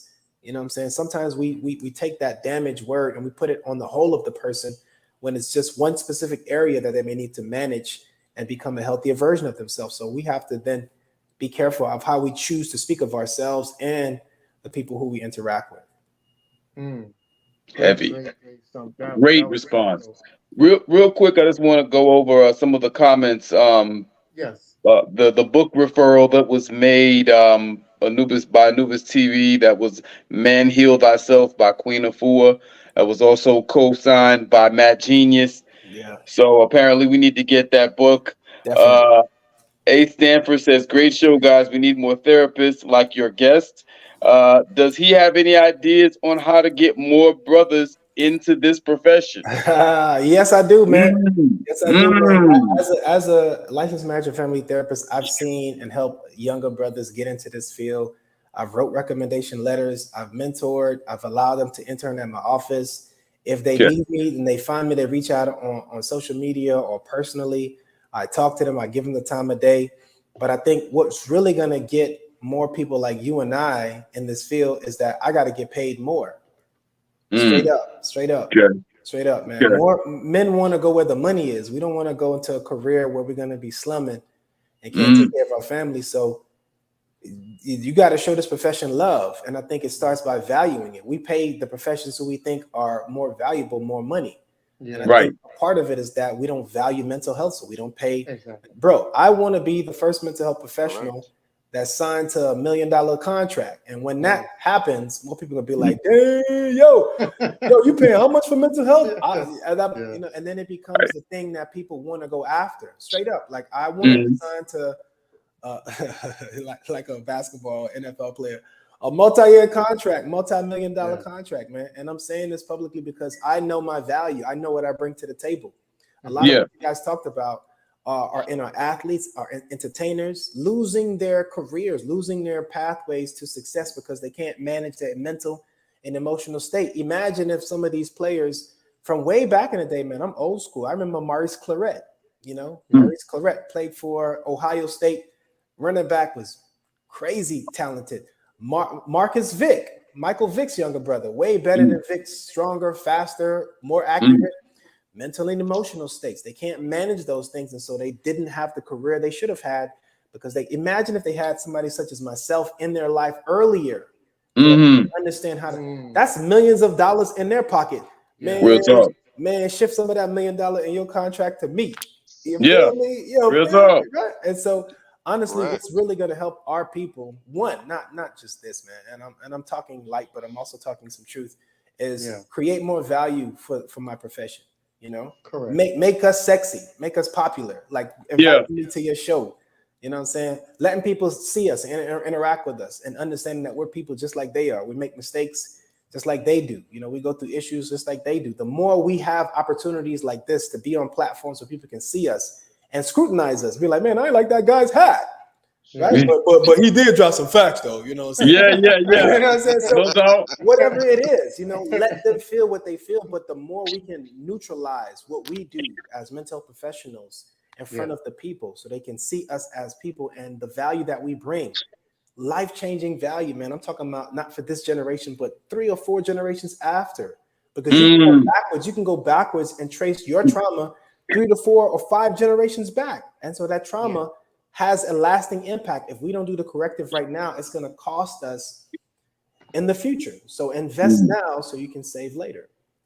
That's heavy. We need to definitely make sure we have you back on in that regard, man. Oh, You know what I'm saying? You gotta have this guy back on. This guy's the friend of the show. Yeah, we definitely need him to come back on because we also want to see his presentation so we could do a show for your presentation so we could get the in-depth of what people don't understand on the other side that you have the clinical knowledge on. Right. And I think it helps people to understand the mental health a lot better when they see it from different angles and not the repeated process that we see. Now, I know we spit some heavy stuff. We got to get out of here, but we got another segment. And, you know, our therapist is going to be in this segment, too. So we're going to see his fun side to see how he get jiggy with this, you know. Hey. All right. Don't knock our therapist. Listen, don't knock our therapist about his answers. You know, his answers versus his profession. Let's go. Hey, man. I'm only human, man. Let's go. Don't judge him by his answers. All right. So our segment is hell nah or hell yeah. So let's get it, fellas. Let's get it. All right. Ready? Let's go. All right. So the first one, Ayanna Van de Sant. Hell no. I don't even know who that is. No? What? You know, Ayanna Van Sant. Ayanna Van Sant. Yeah, Anthony always be saying her name wrong. Ayanna Van Sant. Ayanna Van Sant. Yeah, hell yeah, I like her. I like her. Hell yeah. Hell no. You don't like her? Oh man, not that I don't like her. I actually did like her until my mom told me about her. And like I got the background on the book. And like I started doing some research on her and how when she says she's a terrible mother, she is a terrible mother or was a terrible mother. There's a lot of stuff going on behind the person that we may see on the program. It's a lot going on over there. Well, what I saw projected on the Breakfast Club, and she was giving women the truth and telling them what they need to tighten up on. I like that aspect of it. I like what I saw there. Yeah. I like what I saw there until I found out it's a whole lot more going on. That's all I'm saying. Yeah. All right. Cool. Read her book. I'm gonna say hell yeah. That now I don't know how much of that is present, how much is in the past behind her. What I will say is, regardless of wherever she is or where she was, if she's grown and who we see now is where she's at now, then, you know, praise God, salute for the growth. I love it. I embrace that. Yeah. If that's not quite where she is, if there's some kind of fence straddling, dilly dally, whatever, then at the same time, I'm just gonna, you know, nod to the positive. I'm gonna take the negative to the side. I'm just gonna try and I'm not gonna throw the baby out with the bathwater. So what she has to say, hell yeah. Who she might be as a person, hell no. Right. And I don't know about what that she had to say either, because if you listen to the whole thing, but go ahead, number 2. All right, number two, Professor Black Truth. Hell yeah. Hell yeah. Hell yeah. My guy. Denver Nuggets. Hell no. Well, hold up. What did Matt say? You know who he is? I didn't even hear your answer. Nah, I don't know who that is, man. Oh, you don't know who Professor Black Truth? Oh, I thought you said yeah. Nah, check him out. Check him out. I will check him out. I'll send for your way. Yeah. All right. Denver Nuggets. Hell no. Not for me. Hell no. They playing against the Heat. They're playing against my Heat. I have a problem with them right now. We are neck deep in the finals. It's war. Hell no. This is personal. This is personal. Oh, wow. All right, Bees and disease. All right, Dutch Pot. Hell yeah. Hell no. Hell no. Hell no. Hell no. More fire. Horrible. Hold on. All right, so Matt, you like Dutch Pot? More fire. Let's go, man. Bro. Matt, but okay. Matt say he don't like Dutch Pot? No, I like it. Let's go. Okay. No, Matt, no. Major say he don't like Dutch Pot. I don't like the explanation. Okay, so Bob, you like Dutch Pot? I want some right now. What you mean? I like Dutch Pot. Are they open? right, DJ Academics. Hell no. Hell no. I'm not Hell messing. no. Hell no. That's my Hell cousin. no. That's my cousin's best friend. Word? I just found that out last year. Yeah. Can't do it, bro. Can't do it. Uh, I Did Matt question your pass on cousin's that one? choices. Hold up. DJ Matt, did you? Academics. I don't like his vibe. So, Yeah. Okay. Okay. I don't like his vibe. I don't like his vibe. Amaz- I don't know him enough. I don't know him personally, but you know the profession side of Yeah. it. I don't really rock with it. Yeah. I feel you on that. Amazon.com. No, Amazon put out a lot of business, man. Hell Right. yeah. I'm Yeah. sorry. You I like get it? anything on Amazon. They putting out a lot of people out of business, man. I don't like that As time. as annoyed as it may be about it, I gotta say hell yeah, because them packages keep coming to my door. What Keep what coming to my can I door, do? but one way or another. Get man. that shit overnight. Yeah, man. My bank account says hell yeah. Same day. What? All right, Michael Moore. Hell yeah. Hell Who's Michael yeah. Moore again? Michael Moore, he's the one. He's a filmmaker. Filmmaker. Oh him. Bowling for I'm gonna Columbine. say I'm gonna say hell what yeah. he did? What he did? Which Bowling for Columbine, He did Sicko. that. He did. 451 Oh, degrees Fahrenheit. that's the white Fahrenheit guy that's 451? heavy set. The fat Yeah. guy, yeah. Yeah. Okay. Yeah. He's a truth teller. Yeah. Yeah. I watched him. Yeah, Yeah, I rock with him For the most heavy. part, give him hell yeah. Okay. All right. Lola Brooke. Who's that? The rapper, don't play with it, don't play with it, don't play with it, don't play with it. Oh no. Oh, Hell ass no. No. What is that? I like Rhapsody, dog. No. I'm not- Rhapsody's dope. Yeah. Matt I'm would on- not getting your hell yeah as a hell dog. Listen, man. I haven't even listened to one of her songs. I think right. I don't. You haven't So I heard guess don't play hell with not it? by default. Nah, not. I've heard that. I've heard that part, but I haven't listened to the whole thing. Right, I that's- can't say I've heard a Matt- verse outside So of Don't Matt, Play With It. Matt is practicing mental health. Protecting his Not peace. listening to it. Maybe, man. He's protecting his peace. All right, MMA. Yes, hell yeah. Hell yeah. Hell yeah. Hell yeah. Hell yeah. I love to see somebody that get the snot beat out of him. I love it. I love beautiful it. art. that thing Speaking is of, serious. I think it's a perfect opportunity. Big ups, kudos to the GOAT, Amanda Nunes. She fought her last fight last night, dominated beast. in convincing She's a beast. fashion. So, Yeah. and I'm also glad for her too. You know, a lot of times in the fight game, a lot of fighters, you know, they leave when they're at the bottom. You know, they can't do it physically Right, anymore, right. or on a losing streak. But she left out. I think she had another. No, I think she had 2 fights straight, but she was successful because she got her belt back from Juliana Pena. But she went out not just on top, but as a 2 division champion. Unheard of. All the best to her in her future That's what's up, endeavors. man. So Yeah. Monster. Yeah. Monster. I love it. All right, Kendrick Lamar. Hell yeah. Hell yeah. All day. Hell yeah. Yeah. EKDOT put TNT inside your suit. Oh, walk inside of man. He's a monster, man. That boy is a problem. All day. Her. I like her music. Hell yeah. Hell yeah. She plays instruments. Hold up. Nice.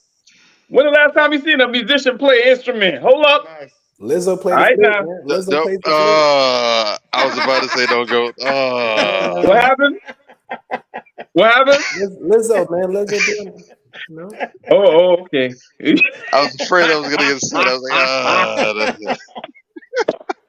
Yeah, well, I mean, Uh, I was in a marching band, man. So I know a lot of flute players, man. So Hey, bro. True. Listen, it's so hard. I be trying to give Lizzo the benefit of the doubt.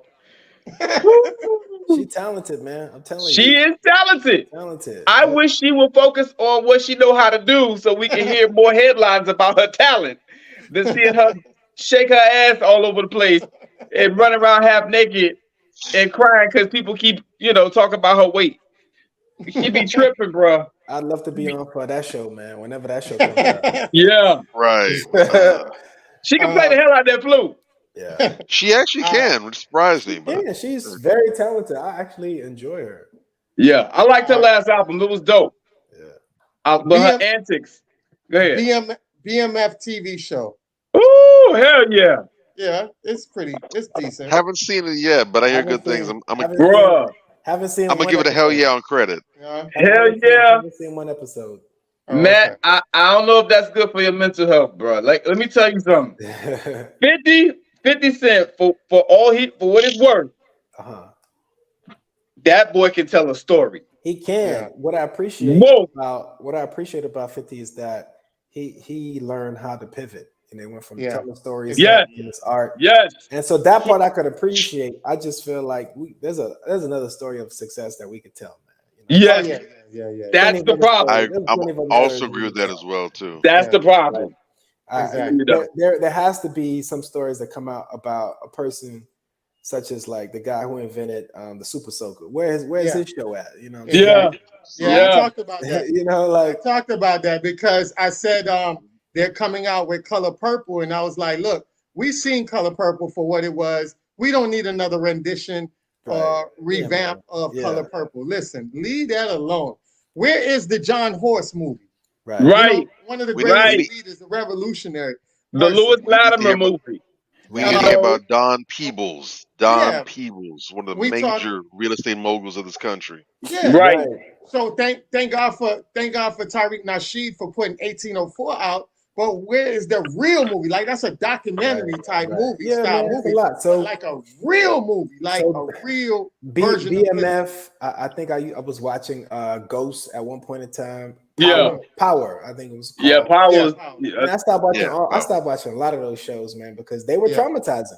Exactly. They were traumatizing. Man. Exactly. I witness. If you witness murder and you watch it on television, it's traumatizing for you. So. Exactly. Insane. That's why I say.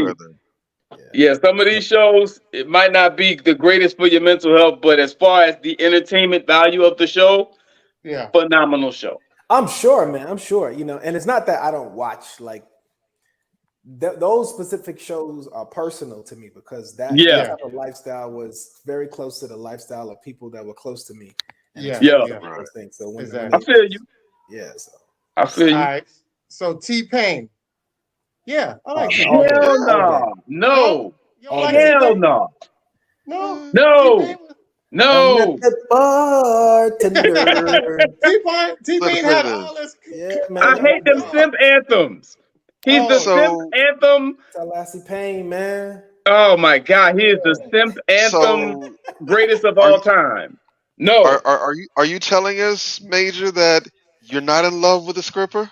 Okay. She's got the body of a goddess. Oh my God. Eyes got a peeking brow. You see that girl? What? He always talking about simping. Always tricking. You don't like the song with Chris Brown? No. She wants that love and devil. That kiss. In her mind, she fantasized about getting with. Hey, he got some catchy songs, but his simping is just otherworldly. All right. Jordan his Retro is traumatizing. Oh, go ahead. All right. Jordan Retro 15. Hell no. I don't know what they look like, man. Hell no. The 15s. They look like boats. They look like what, Ed? Let me Google them real quick. The 15. I put them in the chat. I put them in the chat, Ed. Put them up on the screen. Nah. You put it in the chat? That's enough for me. You see the hell no. I'm gonna be honest. For most things, I'm. If there's one thing that would ever get my black card tossed in the garbage and shredded, it would be the fact that I've never been moved by Jordans not a day in my life. Oh, word! I've never been a Jordans fan. Shoot, my most favorite pair of Nikes has always been the Vandals. The Vandals could always get me. So when people are like, man, Jordan's coming, I'm like, yeah, man, but them Vandals though, bro. I ain't never even heard of those, man. But okay, or Cortez, whatever. But I've never been a Jordan dude. Cortez is lit too. The Vandals. I used to live out west, so you know. And I've always been more Adidas than Nike anyway. So I mean, I respect the kicks though. This next one is pretty close to what the topic we talked about today. I didn't bring them up today, but DC Young Fly. Yeah, Hell yeah. Hell yeah. I like DC Young Fly. I like his solid guy. I like his growth. He's actually he's pretty funny. He's actually funny too. He's really funny. He's funny as hell. But funnier than I would expect. He's going through some mental issues right now. You know, just having the loss of his wife. Prayers to that brother. Was he married? Right? He was married or No, I no? think no, they wasn't weren't married. Oh, married. okay. he was his partner. But So his prayers to that girlfriend. brother, because that's a Yeah. huge loss, man. You know. Yeah, yeah. And I saw his it's on social media. There's showing part of his eulogy, like what he was saying to his wife, and it was very, very dope. Yeah. You could tell it takes a lot of growth for what he said. Mm-hmm. And deep down inside he's hurt. Of And now course. he has to take care of his 4 children. And that's not an easy job to do for a man to do like that. Mhm. Most women are caregivers, nurturers. It's a little bit easier for them than a man, but now he has to take those responsibility. And my hats go off to him and prayers to him. And Real y'all talk. just keep DC in his prayers, man, and keep him Mm-hmm. in his high spirit. And All right. and that sister as well. She was a really good sister too. Everything I hear about this woman is positive. Like, you know what I'm saying? Like from Yeah. what I hear, she was a really good sister. And that was. I mean, it's just way too early. You know what I'm saying? Yeah, So R.I.P. to that sister as well. That's a horrible loss and a horrible thing for them to deal with. definitely. TikTok. Uh, oh gosh. Hell no. I Hell I no. want to I want to say hell nah, but I know a lot of black creators that make great money off of TikTok. It is a Okay. great platform for them. So in Okay. that aspect of it, I would say I'm on the fence on both sides. All right. Yeah. Yeah. Bobby, Uh, Matt, Yeah, I'm on the fence too. yeah. Same. I'm. the gift and the Um, curse, right? I think TikTok is very much down the line. There's definitely a whole lot of pros. There's definitely a whole lot of cons about it. Yeah. But what I will say is that TikTok is something that can't be ignored and it's not going away. Mhm. TikTok is for this present young generation. TikTok is the medium.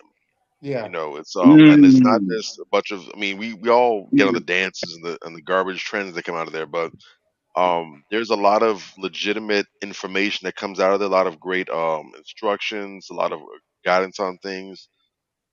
It really is a coin toss. It depends on what you're really looking for on there. If you're looking for foolishness, you're gonna find it in spades. If you're looking for something that's constructive, productive, that's gonna better you and empower you and stuff, you're gonna be able to find it on there too. So I'd say the experience largely is gonna mirror who you. Exactly. Mm. I will Uh, say that. Jamel Hill. Hell no. Hell no. Hell no. Dang. Hell no. Oh Uh, my God. Well, I guess dumb I answer. don't know enough, man. I don't know Yeah. enough. I'm like, those are some strong reactions, man. I don't know You never enough. watched ESPN? I used to. I mean, I used to, and I used to like her. She had that show with the other light skinned brother. I can't remember. Yeah, and maybe she has had some good shows, but unfortunately, this sister, she is one of the leading misandrists yeah, she's a in the misandrist. entire industry. Yeah. Like, dude, See, she is. Yeah. I don't know Oh, She's enough. a heavy misandrist. she's a heavy She hurt. misandrist. And Yeah. I hate the fact I hate to even talk about it because I used to be a huge Jamel Hill supporter back in the day. Like I was definitely riding for her, support a Hmm. lot of her content. Yeah. Not a fan of the turn she's taken. She Disappointed, took but a it is what turn, it man. is. I don't know enough, man. Yeah, I she honestly took a Yeah. don't. turn. And guess I what? wish I did know what I do. I probably won't even find out because I don't want that image of what I have in my mind of her to change, man. I I Yeah. don't.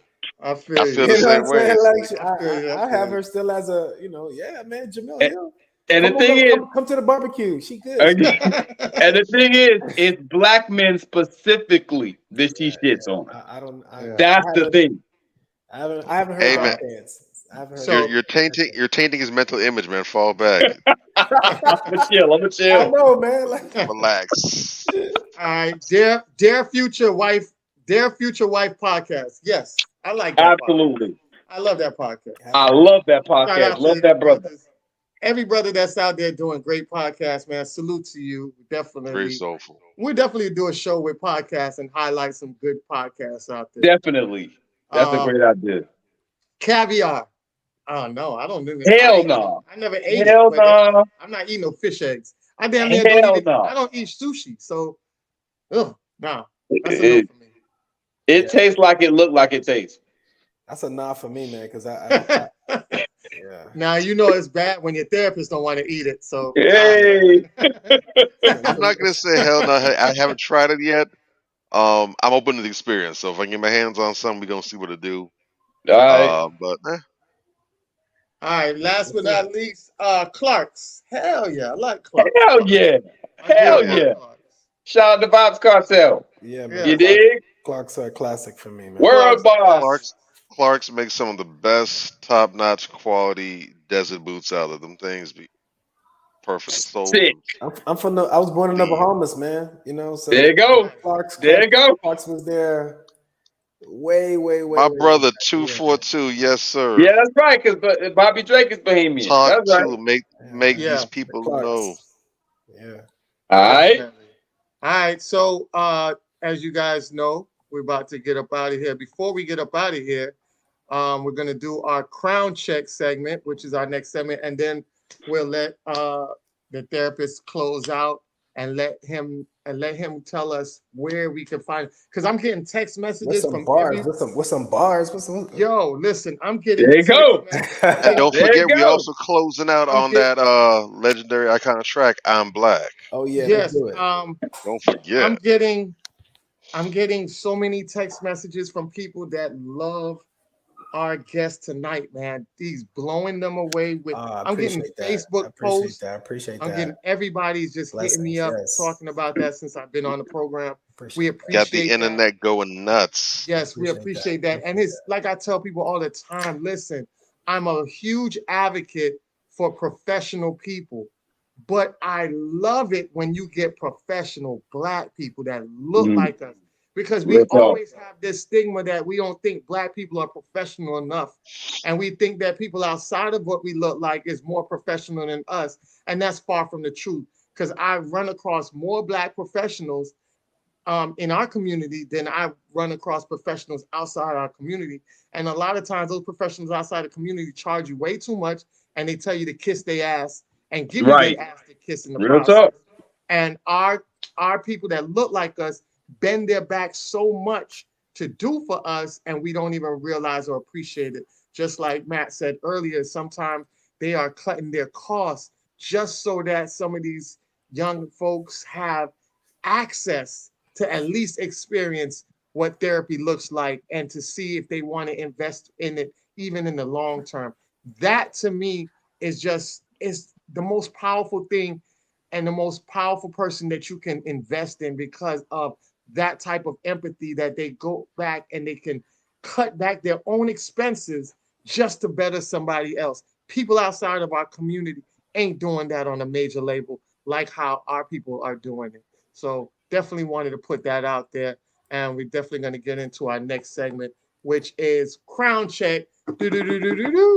This is where we highlight some of the dopest women in our community that has been doing phenomenal work for us and has been riders for us and the Black community. And tonight, I want to give you guys two people, right? And it's kind of the same person, but I want to show you the iconic one and the future iconic one, and both of them get the same name.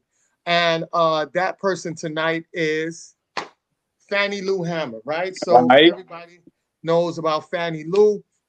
Fannie Lou is a phenomenal civil rights leader, activist. Man, she used to go hard for us back in the days. Very iconic, left a lot of legacy for us to even go back and research and even read up on. A lot of y'all could go back. It's so much there. I don't even want to get into reading everything that she has done. You guys check it out. Phenomenal, iconic sister. Even though she was declining in health, she still was out here riding for us.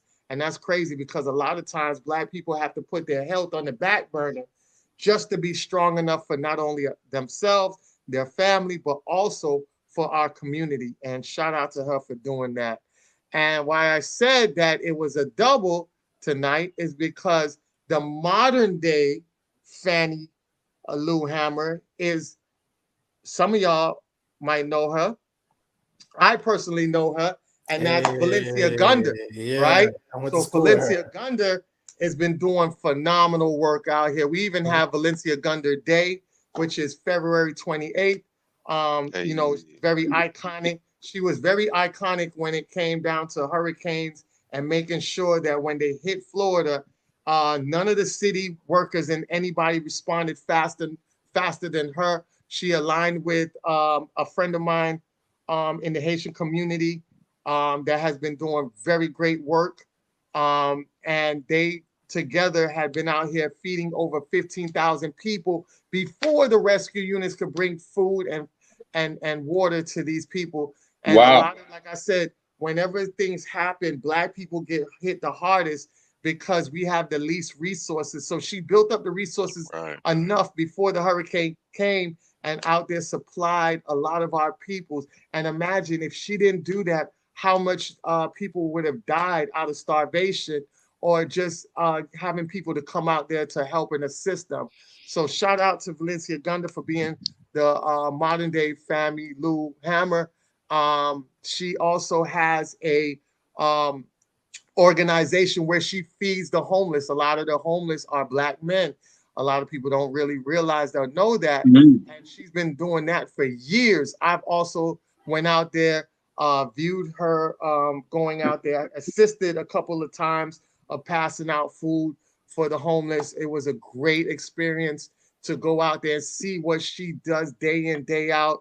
You guys can follow Valencia and follow her page and her business page, which is Smile Trust Inc. That's what the Instagram page looks like. Also, Valencia Gunda, that's her Facebook page. You guys follow a phenomenal woman. They also opened up Freedom Lab. It's a grand opening that they had a couple months back. The address is right there, 4300 Northwest 12th Ave, Miami, Florida, 33127. Doing just phenomenal, great things and continuing the legacy that Fannie Lou Hamer has created. And she is following the footsteps and got the iconic name plastered to her as well. That's what people labeled her as. And this goes back to what I was saying earlier about how you have to be the change, right? So while you out here creating a legacy for yourself, you also creating a legacy for people that are born after you perish, that will pick up the same torch and the same footprints that you left and continue what you guys do. There might be a major laid down the years. Now, one of the youth be like, hey, I look up to Major, and now he's young Major, or he's young Bobby, or he's young Genius. You know what I'm saying? The legacy that you leave behind is so imperative because you are now, by you leading by example, you now create other leaders in the process because they follow and see what you have done. And that has been so impactful. So I definitely wanted to give that shout out to the past and the present and show you how Appreciate that. impactful that and inspirational that is. So now you guys have any last words, and I definitely want to leave it up to our guest speaker to close out tonight. So go ahead, fellas. All right, so we're gonna let Genius go last. So let me go ahead and just jump in right quick. Thank you so much for that crown check and for the introduction to Valencia Gunda. I didn't know who she was. Now that I do, I'm gonna go ahead and put some on her books. You know what I mean? Maybe go down and give out some free food, whatever the case may be. I've done it before with other people. Now I know there's a sister who's local. Oh, I'm gonna definitely get at her. So that's what's up. And that's a great thing. Shout out to the ancestor, Fannie Lou Hamer. She was immeasurable, in her contribution to the struggle. So shout out to that ancestor as well. I'm very thankful for us having Matt Genius on today. I learned a lot. This kind of dovetails with the last show that we did on protecting your peace, right? So I feel like it's a progression that makes sense. We go right into the whole mental health conversation because that is the larger conversation of protecting your peace. Some of the comments on this show have been really great. There's another one after the last comment that Genius made, when we were talking about, the sports people and all that type of stuff, comments came in, idea. Hey, to his point, team counselors should be part of every sports team, just like MDs, to be honest. And she goes on to talk about how lots of those guys need help. Yes. That my mind went almost immediately to Zion Williamson and what he's going through right now. Yeah. And You know what I mean? John Morant, what he's going through right now. I mean, every other day, we have a high profile black person in the media, that doesn't really know how to articulate themselves and doesn't have a lot of training on media handling, right?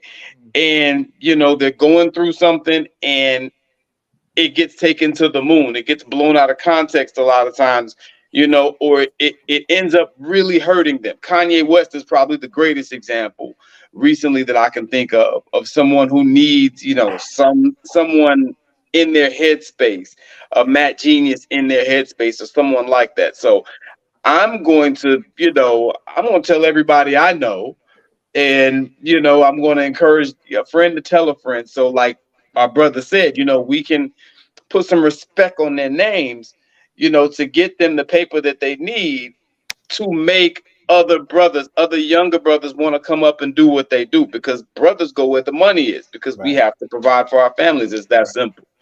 You know what I mean? And if we can get to that space where we are helping people in great numbers, and at the same time, we're able to make a grip, at the same time, we're able to change the world, really is what you're doing, you know what I mean? Then I think that we can inspire a great change in that, and that can contribute to this much needed paradigm shift that we need, where we get out of the space where our minds are preoccupied with a lot of garbage and noise, so I really, really appreciate this, brother, and this show and this topic. And I think it's something that's extraordinarily important, particularly with black men, because as Anthony often points out, we're a lot more likely to commit suicide than the other gender. We are the ones that, the buck kind of stops with us, and we need to start seeking therapy. We need to start to, as he just said a moment ago, be the change, where we get out here and we're encouraging our brothers when we see them going astray. Hey, brother, come over here, let me holler at you. I got somebody that I know, like Matt said earlier, I value you enough to say to you, brother, you need to go and have some therapy. Let's take the stigma out of the you need therapy conversation. Let's do that. You know what I mean? If someone is saying to you, hey man, you may want to go to therapy or whatever the case may be, instead of just having a knee-jerk reaction where you lash out at them, maybe you sit down and you hear what they got to say and the rationale behind why they're saying that to you, and maybe you make a decision to actually go. I think that a good number of us, maybe a majority of us, because of the things that we've experienced, as we touched on earlier in the show, in our childhood, man, we've had some horrible things that we've experienced and have had happen to us in our childhood. We do have a problem with perversion as a community, in the community, I should say, as Anthony earlier pointed out, where we need to, start teaching about intimacy in a different capacity and so forth. There were so many solid and heavy points that were touched on tonight. This is one for the books. Oh yeah. This is one for the books. We talked about a lot of important stuff tonight, and I'm confident that whoever sees this content, they're going to find value in it. And I give thanks for that. Yeah, solid, definitely. Great. Absolutely. Um, yeah, tonight was heavy. I'm definitely gonna probably end up playing this one back later on and just kind of digging into the storehouse and picking up some of the gems again, just re-emphasizing some things that I did pick up on, that I did hold on tight to. Um, Thank you again, Matt, for not thinking of it as robbery to take some time from yourself, from your family, from your own endeavors to chop it up with us and to be present. And I definitely like this because I think what you said is very important. How do we get more brothers into this field? Um, and not just how do we get more brothers in the field, but how do we get more people to actually become partakers in mental health wellness? First off, I think for as much as we talk and discuss about mental health, because you know that right now for the last few years, mental health has been the buzzword, has been the trendy thing. Mental health, mental health awareness. people keep talking about it like it's some giant of the freaking hillside, but how many people actually even know right now? Hey, if I'm going through a mental crisis right now, or just Mm. general wellness, what's the first step? What does mental health look like? Mental health looks like Matt Genius, LMFT. It looks like him. It looks like some other people out there really getting some faces attached to this, and not some image of an encyclopedia, or Freud or something like that. Because I mean, especially anyone who's done any sort of foray into psychology or what have you, you got your Freuds, your Skinners, you have your different faces out there. But who today are our modern day Freuds? Who can we point to saying this is one of the people that was doing it at a big level, at a high level? They advanced the science. They helped a ton of people. We don't really have that out there. And I think, like anything else, you got to start putting a brand on it. Mm. So if today could start, we're entering the Mad Genius era, or whoever else. I'd love that, and I'd love for us to be a catalyst towards that. Mm. Um, Going forward, however, I think that we really need to reemphasize it, beat the dead horse, beat the dead cow. We got to take our mental health seriously, Mm. and what that means is not just by using the term out loud, not just talking about it, but actually do the necessary work. Go and see somebody. Because we live an inside out life. We don't live life from the outside in. We live life from the inside out. Who we are in our innermost self, our state of being, that's what bleeds out, what sweats out, for better or for worse. So when our family and friends, our neighbors, our co-workers, the people who interact with us, when they're experiencing the best of us, that's because we're coming from a solid place on the inside. But if on the inside is rotten, if that's if it's stank, and if it's an odor coming out of from it, if it's spoiled, whatever, and people are suffering, that's what they're gonna have to deal with too. So, like Lauren Hill said, how you gonna win if you ain't right within? Mm. Mm-hmm. If the interior isn't Mm-hmm. on point, Mhm. nothing you're gonna produce is gonna be of value. At best, you're gonna be producing a half bastardized version of what you could be producing. But if you were properly healthy, if everything was in alignment, everything is good, the oil's been changed, the brakes pads have been switched out, whatever, you're going to be performing at an elite level, at an F1 Mm. racer level. Right. So I like how Matt put it earlier in the show. It's not necessarily about fix something that's broken. This is about unlocking and unleashing your best self, Mm. your elevated, evolved version of yourself, the best optimized version of yourself that you can possibly be. First and foremost, you deserve that before anybody else. Right. But after you benefit from being at your best self, from being in your best mental, physical state, your significant other benefits from it. Your children benefit from it. Your neighbors benefit from it. They don't have this douchebag that lives next door. They have someone that they're actually glad to be there. They'll miss them Right. when they go. They love Right. having them there. You'll be a top tier coworker. Your coworkers will look to you for guidance, for leadership, for just stability. I think I don't know if we all have that, but I think if you're at least over the age of 30, you've been working more or less since 18 or early 20s.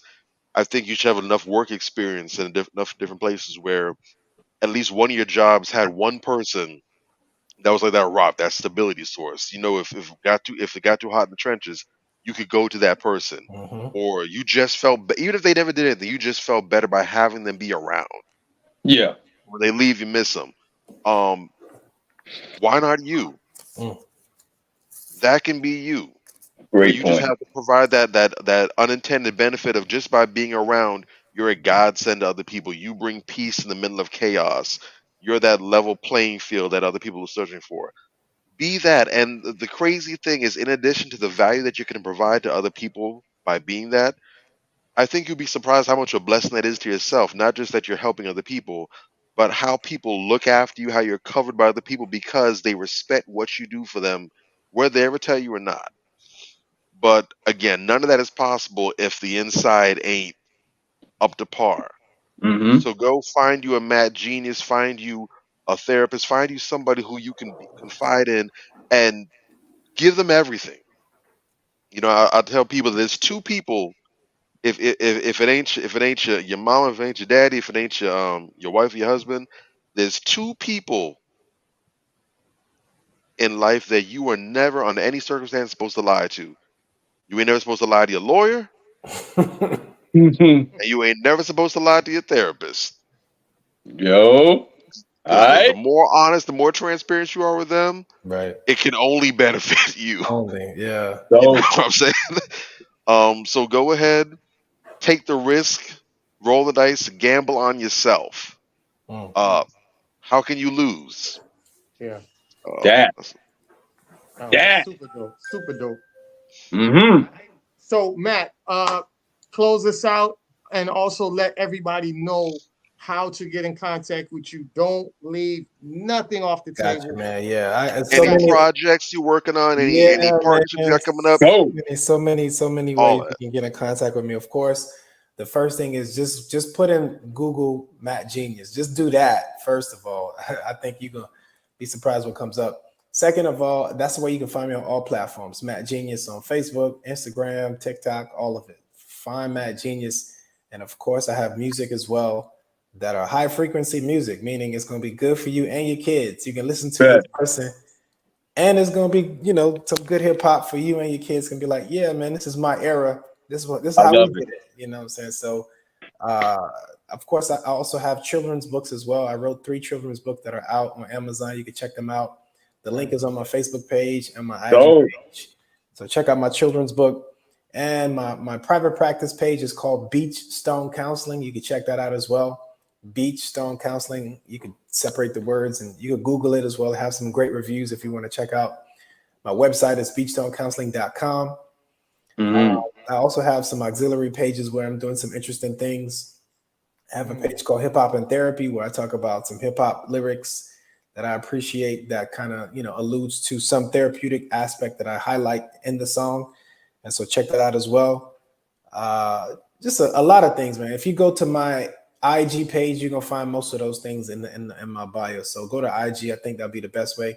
Projects I'm working on. I love working on music, not because for my for just entertainment purposes, but for my own health. This is my form of self-care. You know what I'm saying? When I have the time, I go to the studio. I feel like I'm in a different space. I can be creative because my brain is healthy. The ideas are flowing.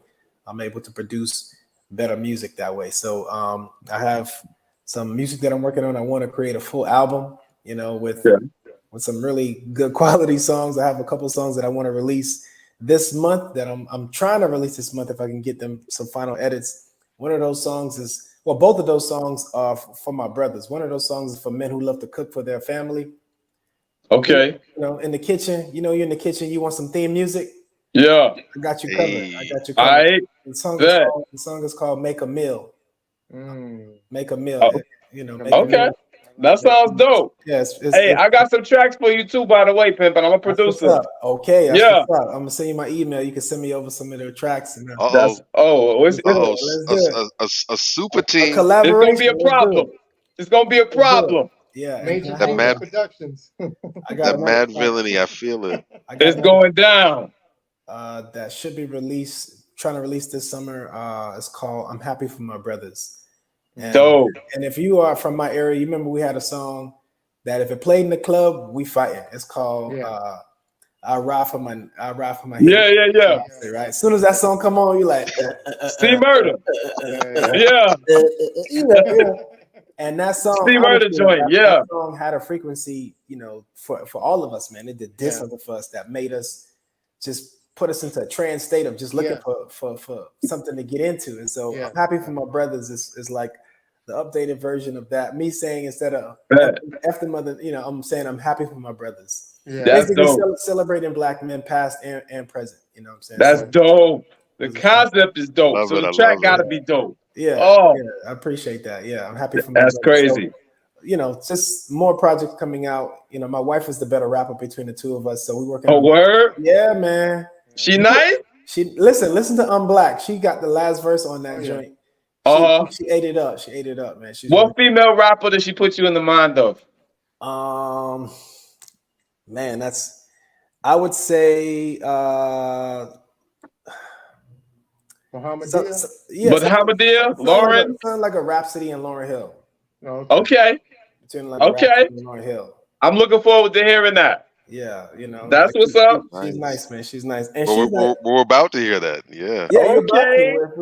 If we play the whole track, you will definitely hear it. And so Yeah. I'm looking forward to it. Man, we have a song called Frequency coming out, and basically the kind of idea behind the song is when we change our frequency, we change us, and the frequency we're trying to change the mindset to is caring for yourself, meaning Okay. seeing yourself as valuable. She speaks to the women, I speak to the men. Nice. Okay. And I'll give you the first couple of bars just to get you hyped Get up. Get him. Just All a right. the first go, it goes like this. News flash, right? News flash. My health is the new cash. My wealth can move fast like investing in DoorDash. Fantastic that fills up my mind like a pool splash. I take the meeting with Dame Dash and John Damon, Damon Wayne and Michael Bivin. All my brothers are black brilliance, all of which are God's children.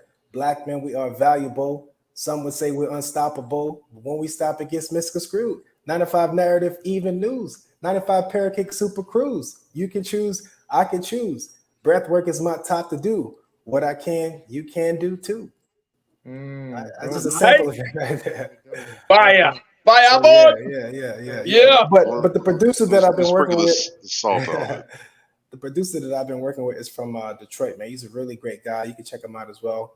His name is Stevie Thunder. He has a lot of tracks out on all platforms, man. He worked with artists from all over the place, from South Florida to California, New York. He works with a lot of great people. So that's what I've been working with. I'm a South Florida guy with the New York sound, so I'm like a hybrid between, one of those artists down there. So enough about that, man. I'd love to come back on the show. You guys did an incredible job making me feel a part of, this tribe that you guys have built. The community with the feedback. I appreciate all of you. Reach out. I promise you won't be disappointed in any way, form, or fashion. If you didn't get a question answered, reach out. I'll answer that question. DM me, message me, find me. And if you have somewhere that I can come do a talk to, a church, a community center, listen, pay that fee. I'm worth it. You know what I'm saying? Mm-hmm. I'm the one that need to be getting flued out. You know what I'm saying? So bring me out to your community, church. It's funny you said that because something was percolating. I'm gonna toss it in the. We gonna chat about it after, but we got you. Yeah, man. So listen, man. I do presentations, workshop training. My wife and I have a business called Genius Consulting, where we do exactly what I was just talking about for small businesses, large corporations, where we come and do trainings and workshops. She's a 13-year educational veteran, has a PhD in work-life balance on the educational sector, and of course, I'm a 14-year veteran in the mental health field. So between the two of us, we form Genius Consulting, and we need to be out in the community, making sure people understand how to benefit from their optimal wellness. And so, yeah, man, reach out, find Matt Genius, plug me in. I'm ready.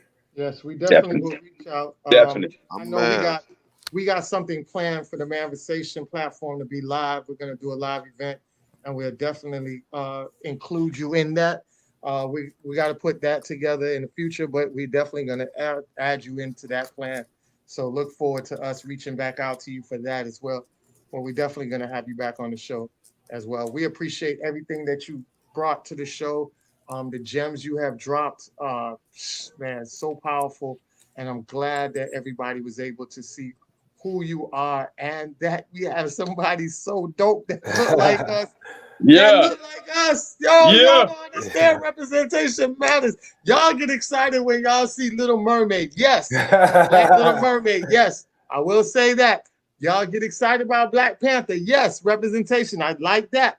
But our real life superheroes that don't get the praises every day, that look like us, the Matt Genius, that is the people that need the amount of praises as well as what you see on the big screen. They don't get it, but we have a platform that we can help illuminate people like Matt Genius so that you guys can see that superheroes do roll amongst us and to help us be superheroes as well. That's what representation does. All right. I appreciate it, man. With that being said, we're definitely gonna be out of here. Before we go, I'm going to let you guys listen to the music as we close out. Bang that joint. So definitely tune in next week. We definitely have another great show. And everybody, like I said, play back and get the information, and definitely get with Matt Genius. You're Go going to listen to have, some Matt Genius right now, yes. man. Go listen to it right now. He So won't be. you're Do that. definitely going to get a great investment. So go ahead and invest in the Beachstone Counseling and get. Hey, if the man is as powerful, you already know his woman is just as powerful, more Beef. powerful. I So see you're it. getting a duo combination. So you can't go wrong. All right. So peace out. We love y'all. Be easy. See y'all next week. Peace. Love and light. All right.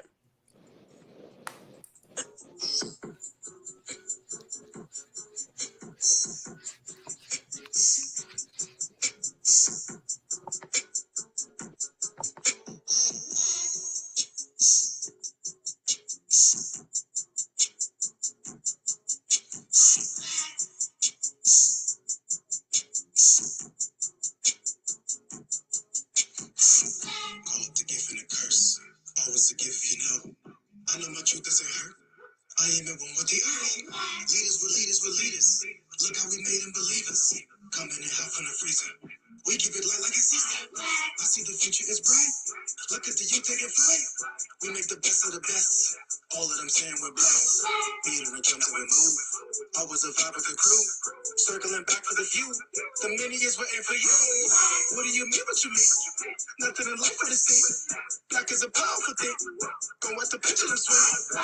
Black is the buried the deep of the root. The melanin magic is buried in you. Matching these I am a salute to the root. Split your habits are ultimate. We is black.